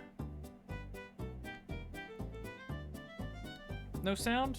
Did I mess with the sound? Test. It should have sound. There should be sound. Okay, go over this for a slightly thicker outline.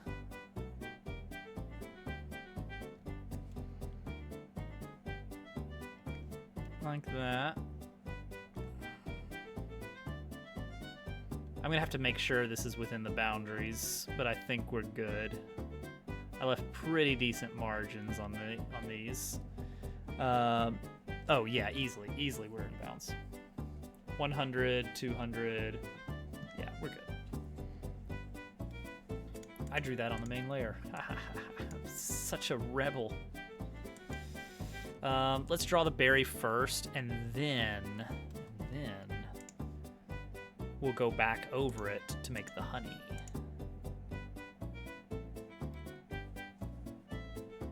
Select, grow by 2 pixels. That'll work. Okay, there we go. I was about to say, I hope that I've got sound working.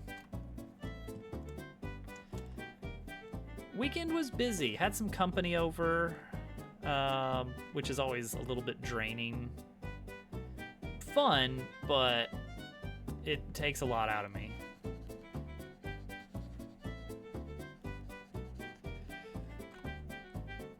Looking ahead towards a holiday break. Let's get a little bit of this. A little bit of darker color here. Let's use the fancy brush.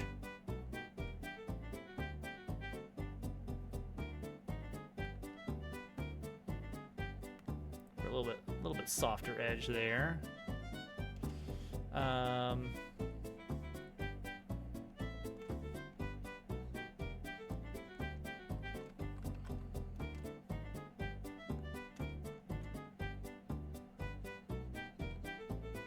shadows under here.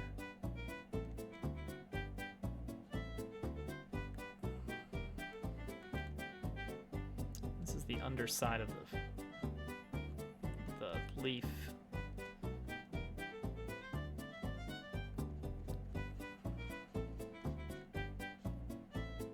There we go.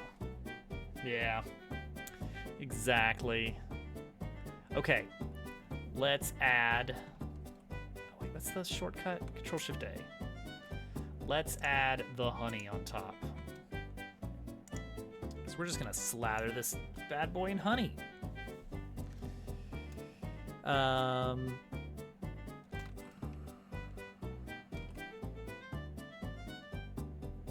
Too thick. Not thick enough.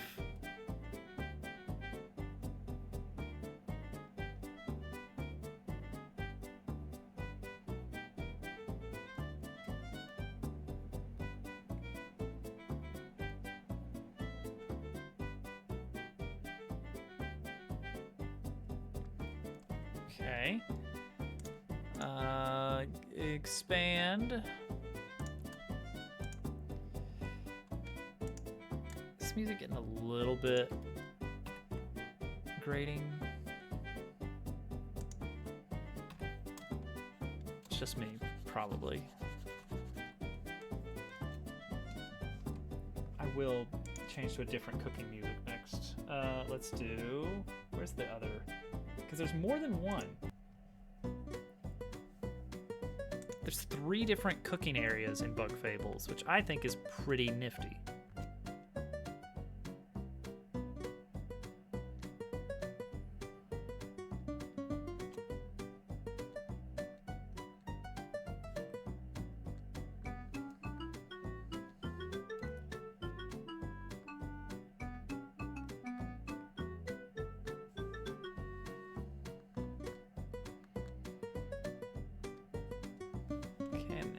A little shine. A little shimmery shine for the honey.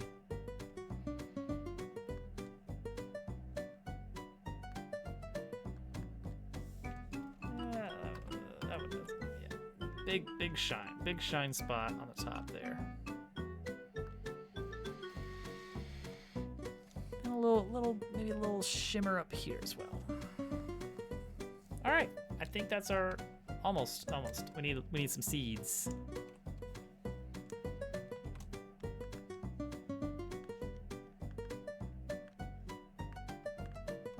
There we go. A nice tasty honey bear. Krita, Krita. It's free drawing software. I've got an old version of Photoshop that I'm very familiar with. I've been using the same version of Photoshop since 2005. And I've gotten very effective at it, but it is showing its age, considering it's probably older than some of the people in chat.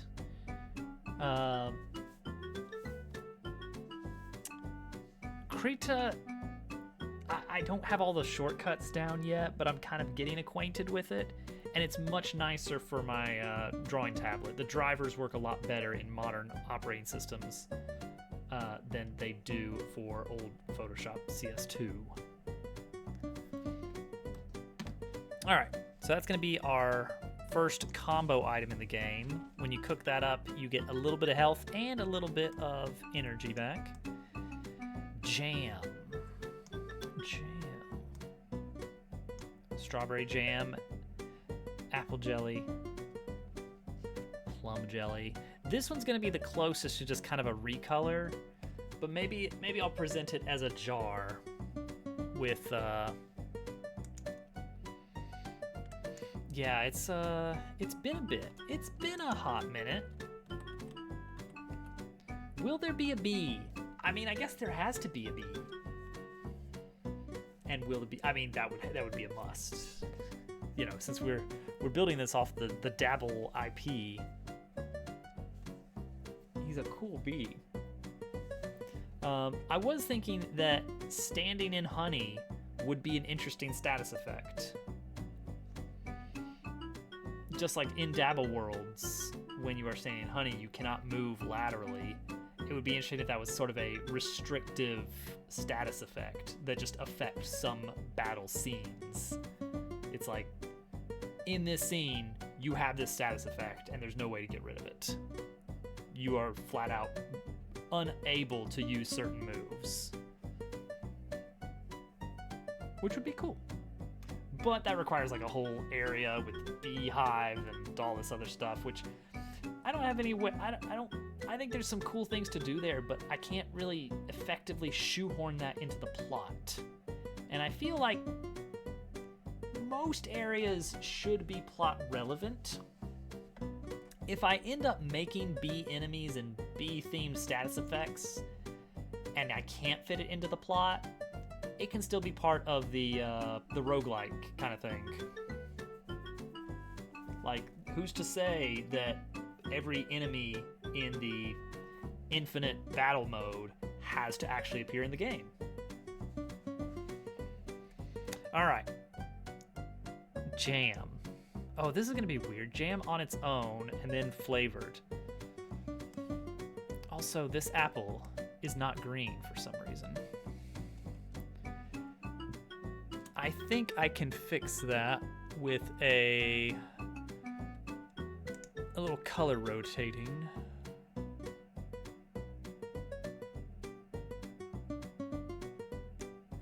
Control U, yeah.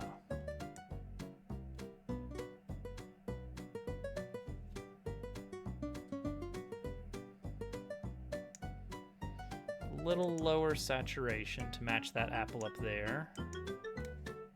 There we go. And the honey seems a little bit desaturated.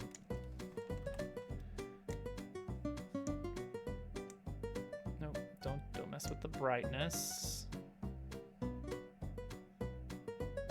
Feels like it needs to be kind of more golden, but I don't know how to get that exactly. That'll work. Honey apples just turn red. That's just a thing that happens.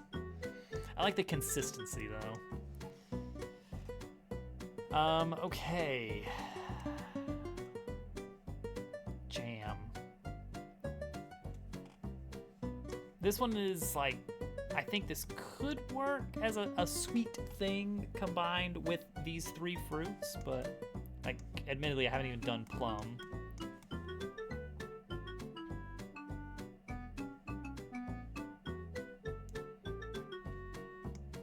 Al threw out chocolate as an idea for a sweet. And I like that. Because flavorless jam doesn't really sound great. What could you do with chocolate? You could do chocolate covered strawberries. Oh yeah, candy, just a candy. Just a sweet. Yeah, a little mint. Just candy, and then you could do, I mean, chocolate bar works, or just candy. Strawberry candy, yeah, strawberry flavored candy, apple candy, apple candy.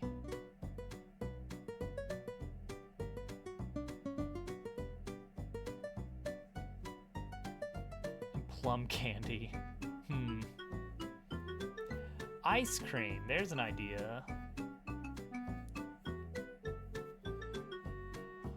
Ice cream,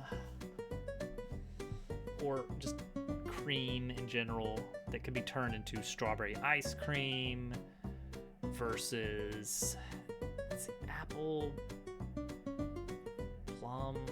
There's not a lot of things you could do with plum.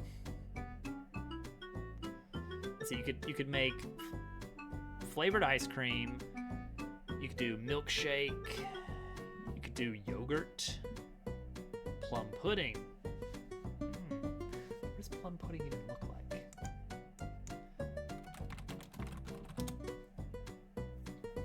That's not what I would have expected plum pudding to look like. That's just a fruitcake. Is that what plum pudding is? I'm not familiar with plums, to be completely honest. It's not a fruit that enters my, hello, Jello. Hello, Jello. Well, we'd have to just call it gelatin.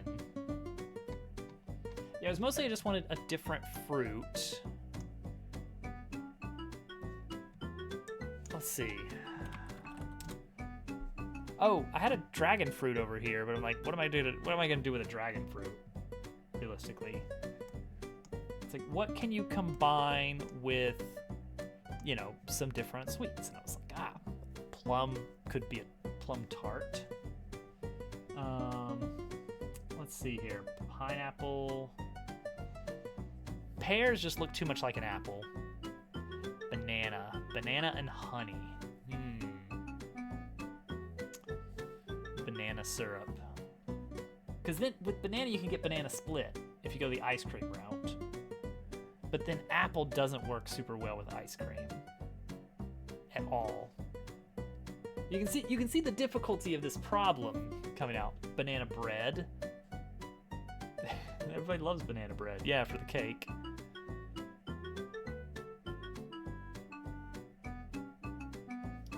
Let's see here. Let's look at this chart of names of fruits in English.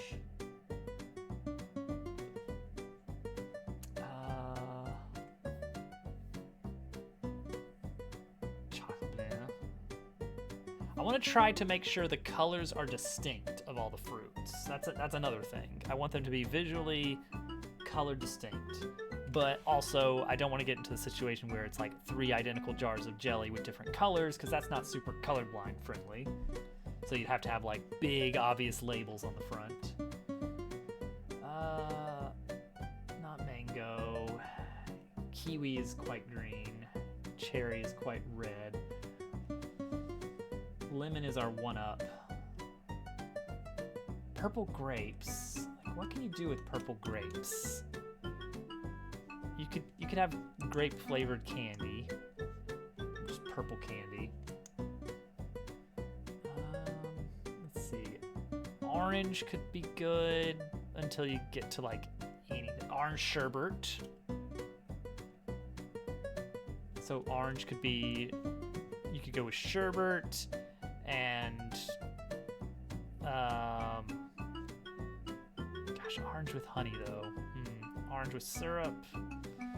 Not great, but getting somewhere. What other fruits are orange? I mean, orange is the orange fruit. Let's be honest.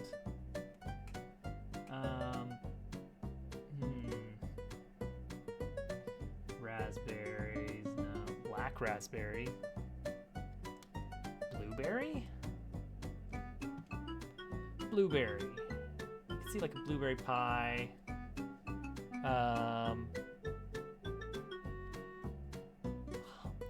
Honey. Honey just doesn't work for a lot of things, as it turns out. Like, on strawberry. The name honeyberry sounds pretty good, but realistically, I don't think I would like the taste of a honey-dipped strawberry. Hi, Zergo. Welcome in. We're coming up with some items. I've got an RPG that's like fully working and everything, but it needs some more actual content. What if I just come up with new fruit? Dragon fruit, then. Welcome back, Slav.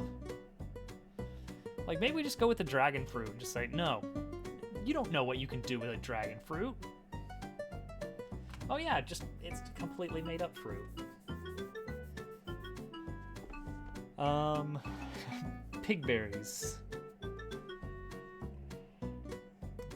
Delicious pig berries. With a pig berry cobbler. What is the game about? It is very similar to Paper Mario, Thousand Year Door. It is about it's about a little robot. And he makes a lot of friends, sort of. I don't know. He's a bit of an enigma of a character. You never know what's going on inside that head of his. And he fights things. These have hard hats for reasons. Yeah, a little bit of world building opportunity. Honey covered. No ram chips. It's very important that these are actual foods that the partners would eat. That's extremely important. that's kind of how we're getting away with sugar working. Well, okay, so the idea is that maybe at some point there's a little bit of flavor text that alludes to the fact that Dabble is somehow getting electric charge out of the fruits, and we just don't know how, and we don't really care. Boom. There we go.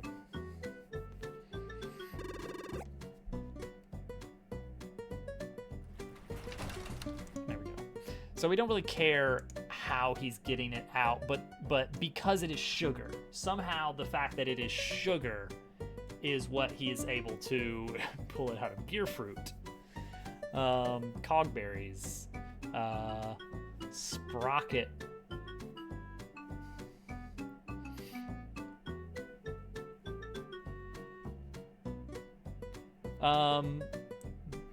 There is money.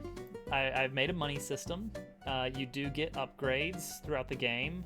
It is a module-based system. If you ever played Paper Mario, the old Paper Marios had a badge system where the idea is that you could equip different items to change your character's statistics, and that's the same here, is that this grid represents how much space you have available to upgrade your robot and make him a little bit sturdier in combat or have different moves.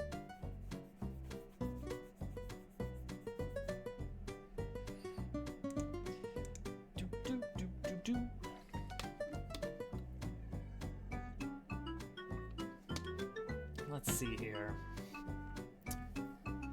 Like, if we just want to go off color, it's like we could just go with plum and say you're getting plum with honey on top. Deal with it. That's the fruit. That's the third tier fruit. It's plum. Passion fruit. Passion fruit is apparently vaguely purple. I did not know that. Let's see here. Purple fruits. Oh, passion fruit looks disgusting. Ew. Ew. I don't want to eat passion fruit. Apparently there are purple dragon fruits, which I did not know about it.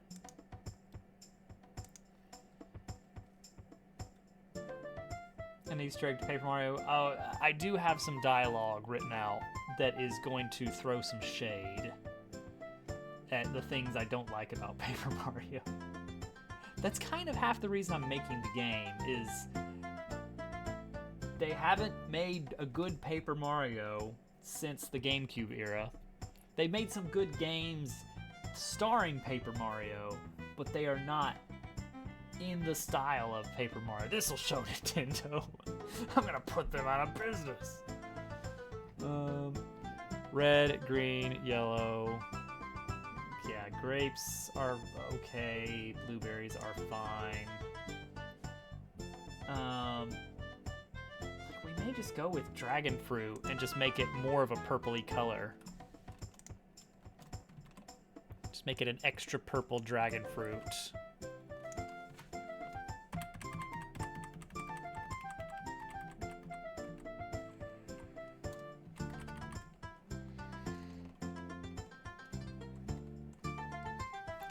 Let's see here.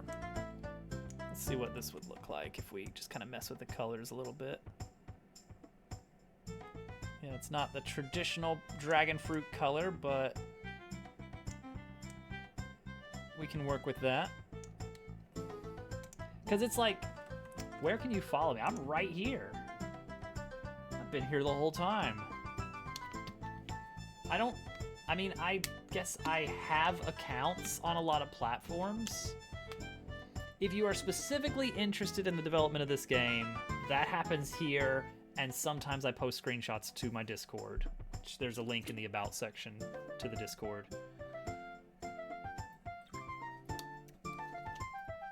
I'm technically on a lot of platforms, though. It's not showing the follow button on my screen. Oh, that's what you mean, like, where can I follow you? I don't know where Twitch puts the follow button. I know they've been messing with the layout. If you're on desktop, then it's like the title used to be below the video, and like 50 or 60% of people are now getting it above, and it's weird. It's weird.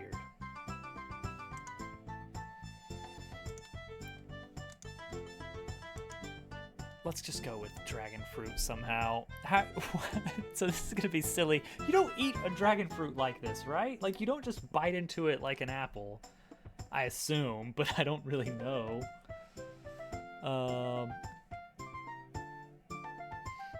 Yeah, yes, you're getting the thing.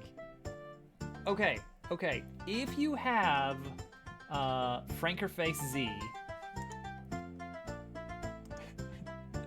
then you can actually disable it, but it's a real pain, and you have to like enter in some commands to get to the options. But I turned it off, thank goodness, because Zergo gets it. Why is it up there? What is it doing up there? Thank you for the follow, Zergo. I appreciate that. All follows are anonymous, so I won't tell anyone that you followed. Your secret's safe with me. Oh my gosh. No, Dubu, I didn't realize, but the experiments tab on Frankerface Z actually shows you all the different experiments and the percentage chance that you're in them. Like, it shows the weight of each one. And for the layout changes, it was like 30%, no, it was 33% normal, 33% variant A, and 34% variant B, or something like that. So you really did get the lucky roll. Wow, look at him go. What does the inside of a dragon fruit look like? How about that? What? I think that's a good reason to do a dragon fruit for a third item, is that it's unique and exotic, and you don't know. Okay. Apparently it can be pink. It's usually white with black spots. That is not something I would imagine is tasty. That looks horrible. Maybe it's delicious. Final update for the music. Let's take a listen to what Casual has been cooking up for us for. All right, hang on. We got to get into town here. And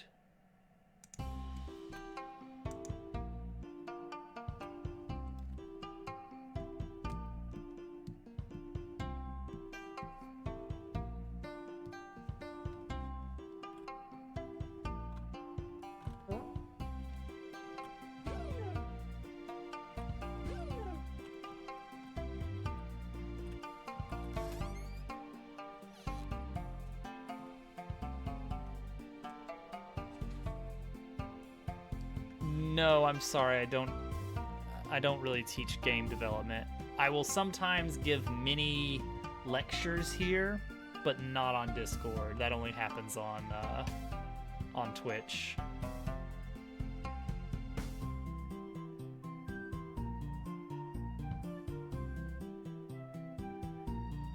Yeah, I do have a series of VODs on Twitch from the first time I did game development on Twitch that goes very much into detail about building a game from scratch, like not with an engine or anything.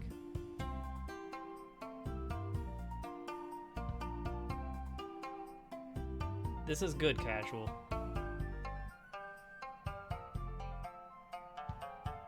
That's true, you'll learn a lot. Or maybe you won't, who knows?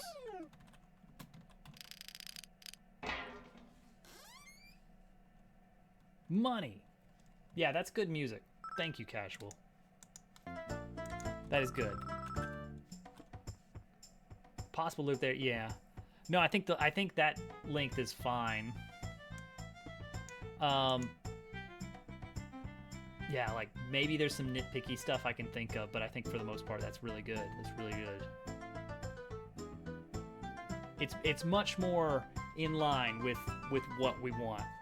I think that's really good for that first town. It's coming together. All right.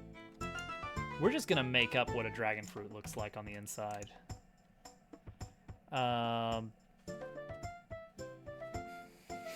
Just dip it. It's just in the wax of the honeycomb. Just cram it in there. Get you some rest, casual. It's late.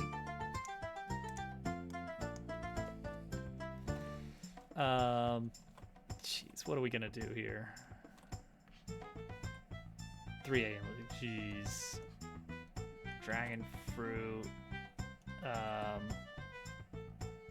Oh, but there's just a picture of a dragon. It's Bracky. He was in there. Okay, let's try.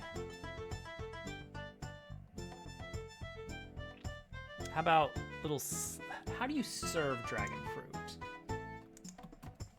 Dragon fruit plate. Show me a platter of dragon fruit. It's just cut up into little bits. How do you? It looks like dice. When you cut it up into cubes, it looks like dice. Okay, it looks like people are kind of cutting it up into little chunks.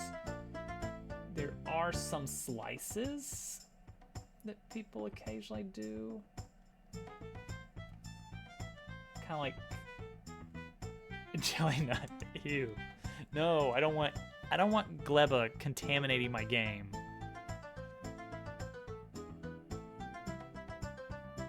It's the Dabble Dragon fruit. Oh man, Dabble Dragon went so hard.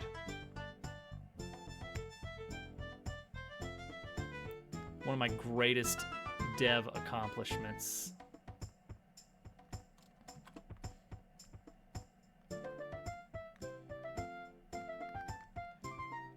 Now dice. I was doing that little Easter egg of putting the bouncy mushroom off screen right before the dragon fight up the chain. I was just giggling to myself. There's a mushroom up the chain.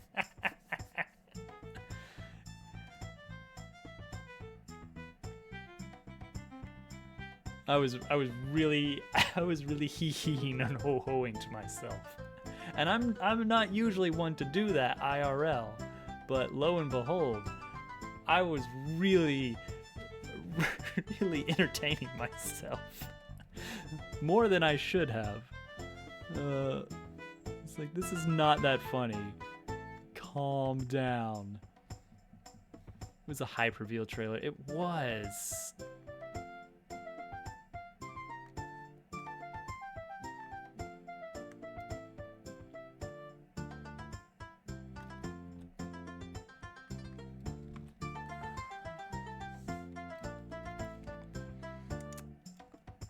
So hilariously, a lot of the sections and enemies were me thinking to myself, okay, first let me decide what to put in the trailer, and then we're gonna build those things. It's like, what is an off-the-wall thing I could add to the game that would look really good in a trailer, and then we're gonna make it. That was the development process for Rise of the Dabble Dragon.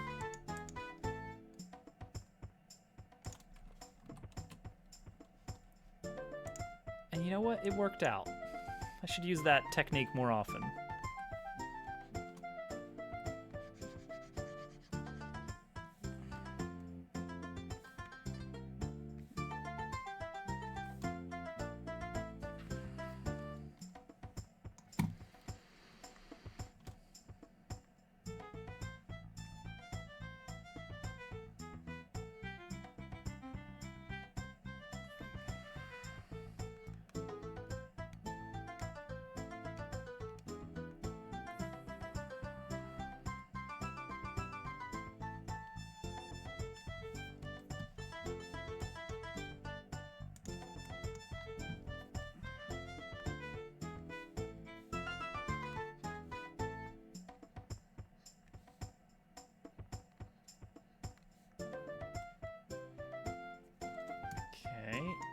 Dragon fruit is apparently like white on the inside, and I don't know if I'm on board with that.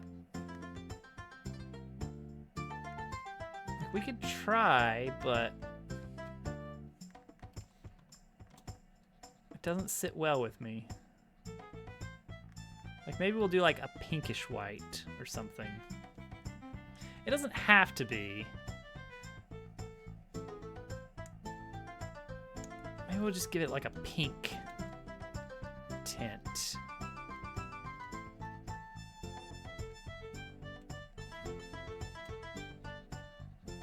How disappointing that dragon fruit is, in fact, just white on the inside. And then we can do a little bit of specks here. There we go, dragon fruit. That's our initial take on dragon fruit item.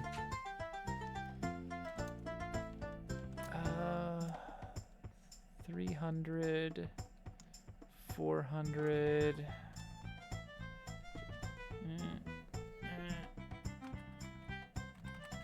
Okay, hang on.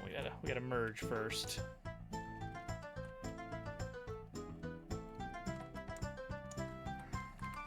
we go.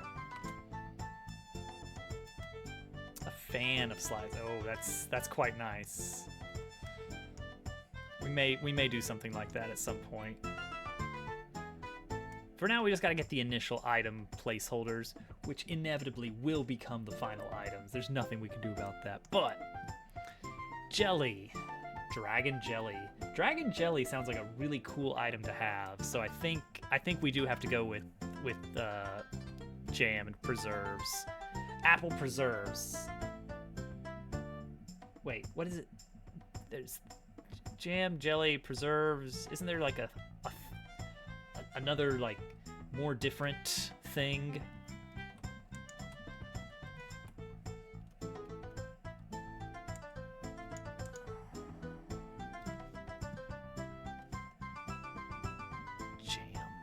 Just jam, flavorless jam. I guess this could be purple. Marmalade, apple marmalade.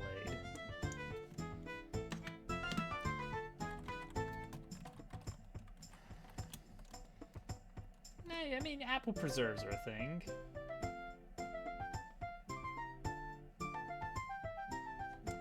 What is marmalade versus preserves? Okay, here we go. All right, jam uses whole or cut fruits.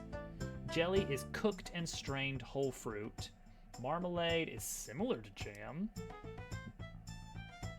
And it doesn't say exactly what the difference is. And preserves isn't even on the list. I guess they're all preserves.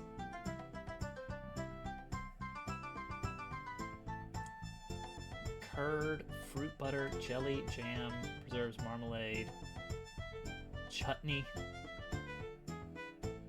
Oh, marmalade has to be citrus.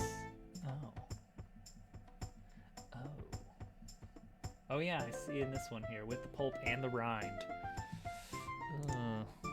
Okay, well, strawberry jelly, that's a thing. Or strawberry jam. All right, we'll have strawberry jam. All right, we'll have jelly, strawberry jam,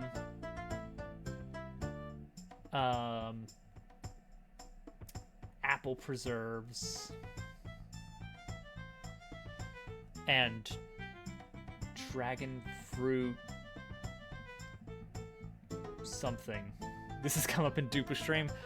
What are you telling me that our dog, who is Dupu, is a magnet for long drawn out discussions about drawing lines between categories of things that do not necessarily have firm established boundaries?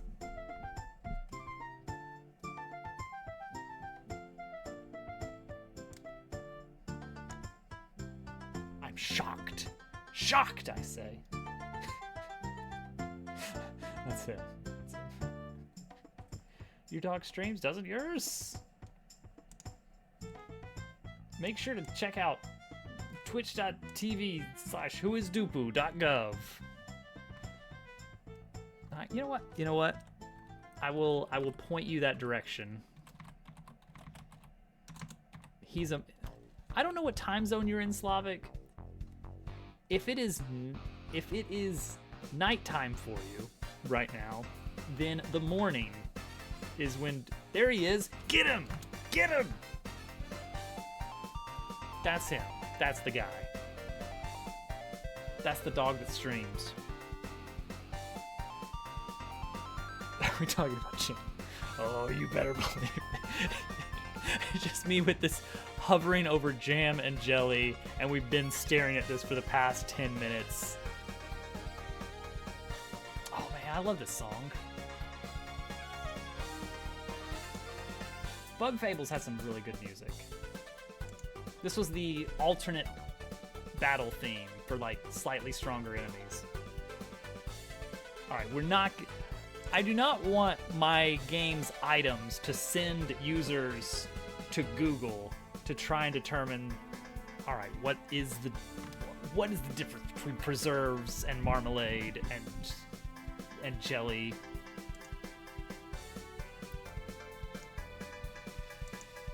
All right, let's just draw. We don't have to know. We don't have to know. That's the beauty of it. That's the beauty of it. Yeah. We don't have to know what the name is right now. Right now, we're just gonna draw a jar of purple. We're just gonna draw a big jar of purple here.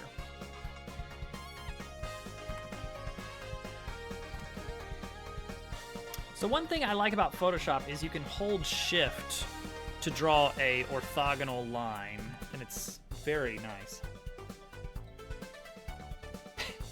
Ah, the classic. An old standby in Dooku's channel, believe it or not. I don't want to draw a straight line, though. I want this to have some whimsy. I want it to be kind of a homemade drawing.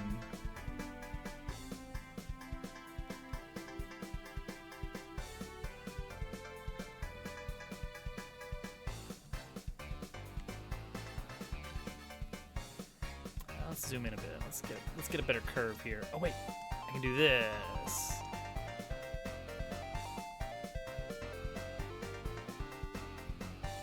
That's why this button exists.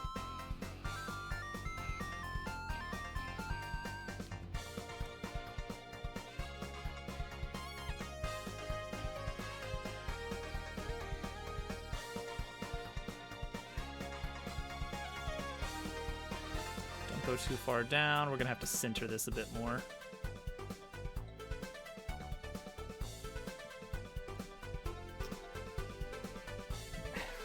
Cute for a really long time.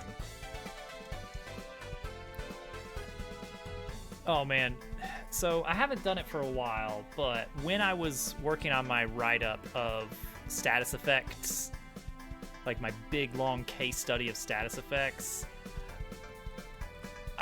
I was really getting into a situation of like, wait, is this a status effect? But if that's a status effect, then is this a status effect? Where does it end?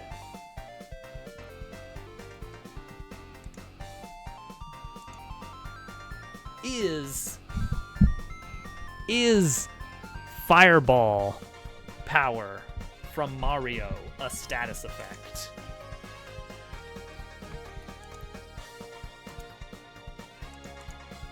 But is it? Is it? You have a gut answer. You have a gut answer right now.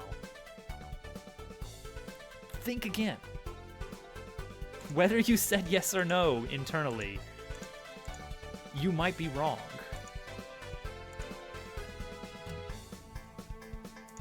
All right, let's make some nondescript jam.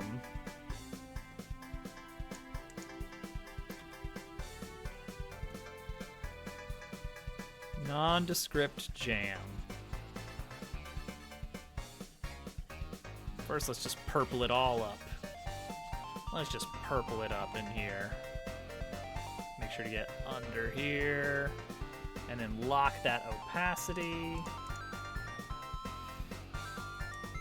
And get some deeper purple in here.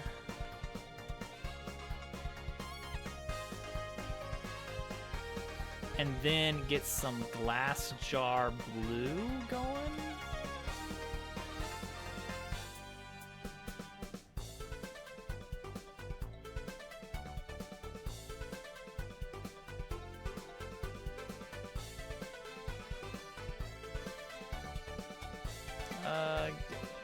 Purple on that. Let's blend that in a little bit more.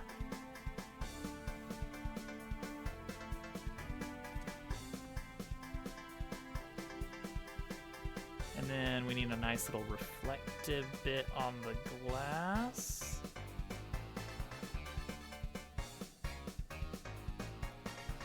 And then the lid probably needs to be a bit more neutral.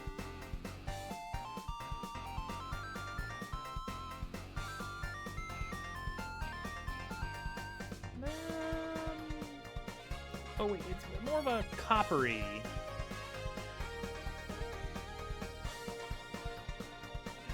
Like the mason jar color. What is that? It's more of an orangish.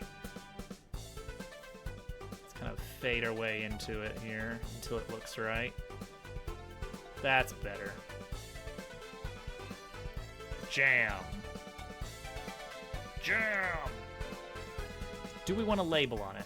Do we want to slap a big old label on it?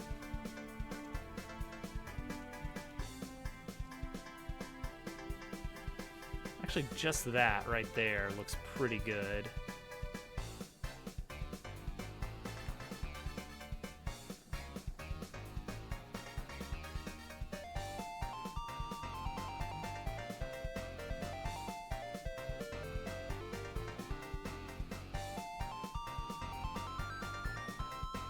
This is my jam. Ha ha.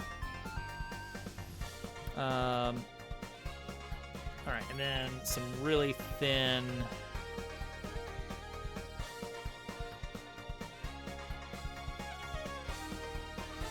grapes.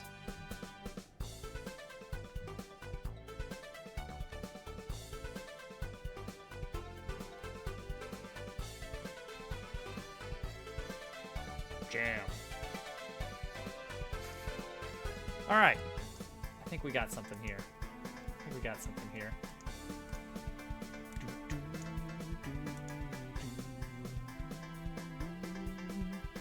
All right, now we need strawberry jam. Game. Tempting to just copy paste. Ham jam. Oh, it's actually. Oh gosh, it's night, and I have work in the morning. All right, this is gonna have to be it for now. We made some fruit combos, and I'm not super satisfied with all of them. Doesn't matter. We're on the way. We're on our way. We've decided dragon fruit makes the most sense. Oh yeah, work. Don't save pig changes. Work stink. We're nearing the end of the semester, at least. For those school-minded. Been excited. I'm doing a lot of off-stream stuff. Working on a new D&D campaign. We just finished our previous one this past weekend. Because it's the last time we're getting a chance to play for the year. And so now, from now until our next get-together, I have free reign to learn new tabletop software, make a billion rooms for a new dungeon. It's gonna be good. Let's see if anybody's on. Anybody that we know. Caveat. Only one more week until Christmas break. Nice. Yeah, same. It's gonna be a little bit less nice. Warhammer, not. That's not me. That's Theron, and he'd better have gone to bed.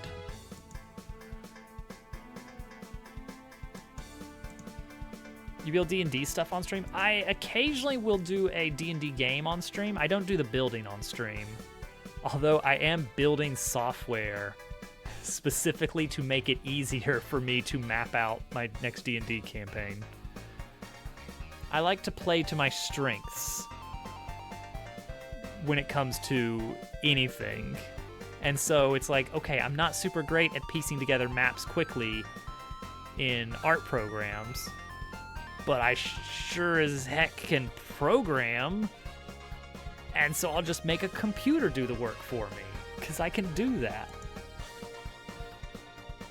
Yeah, there's a ton of programs that do it, but it's like, okay, I've got this one really nice looking wall piece, and I don't want to paste it a million times to match this dungeon layout that I've pulled from a dungeon generator. So what I do now is I have one part of the program reads the random dungeon map that's all black and white to determine what's solid and what's open space. And then another part takes those wall components and floor components and pastes them together to just give me the bones of the dungeon in two different files. So I've got the floor and the walls, and now I can take those into Photoshop and add furniture and draw some different effects and stuff. Random People's Patreon, yeah, that's true. Mostly I want to make something where I can easily randomly generate a good looking dungeon quickly. You know, not a great one, but one that like at least has the appearance of looking okay. Because the idea is that me and the other guys are going to be learning a new framework for running and playing the games, and so it's like, let's just have a lot of dungeons and just play around with it a few times until we're is there a Dobbs Patreon with this program? There is not. It is crappy code that you have to edit to even get it to work, because it always looks for files in a specific location that would only exist on my computer. So that's not really great software, as it turns out. Maybe someday I could polish it up if I need to, but I'm pretty sure there's got to be like 100 different completely free programs that do the exact thing I'm wanting to do, and they do it better and have more art assets ready to go. All right, I gotta go to bed. Thank you guys for hanging out. This was very fun. We actually made a little bit of progress. There you go. You can edit code. I'll paste the code in for you. Go nuts. Yeah, have a good night, everybody. I will see you next time. Doesn't look like anybody I know is on, and since I need to leave, we will go raidless tonight. We will be back tomorrow, so tune in. Good night, everybody.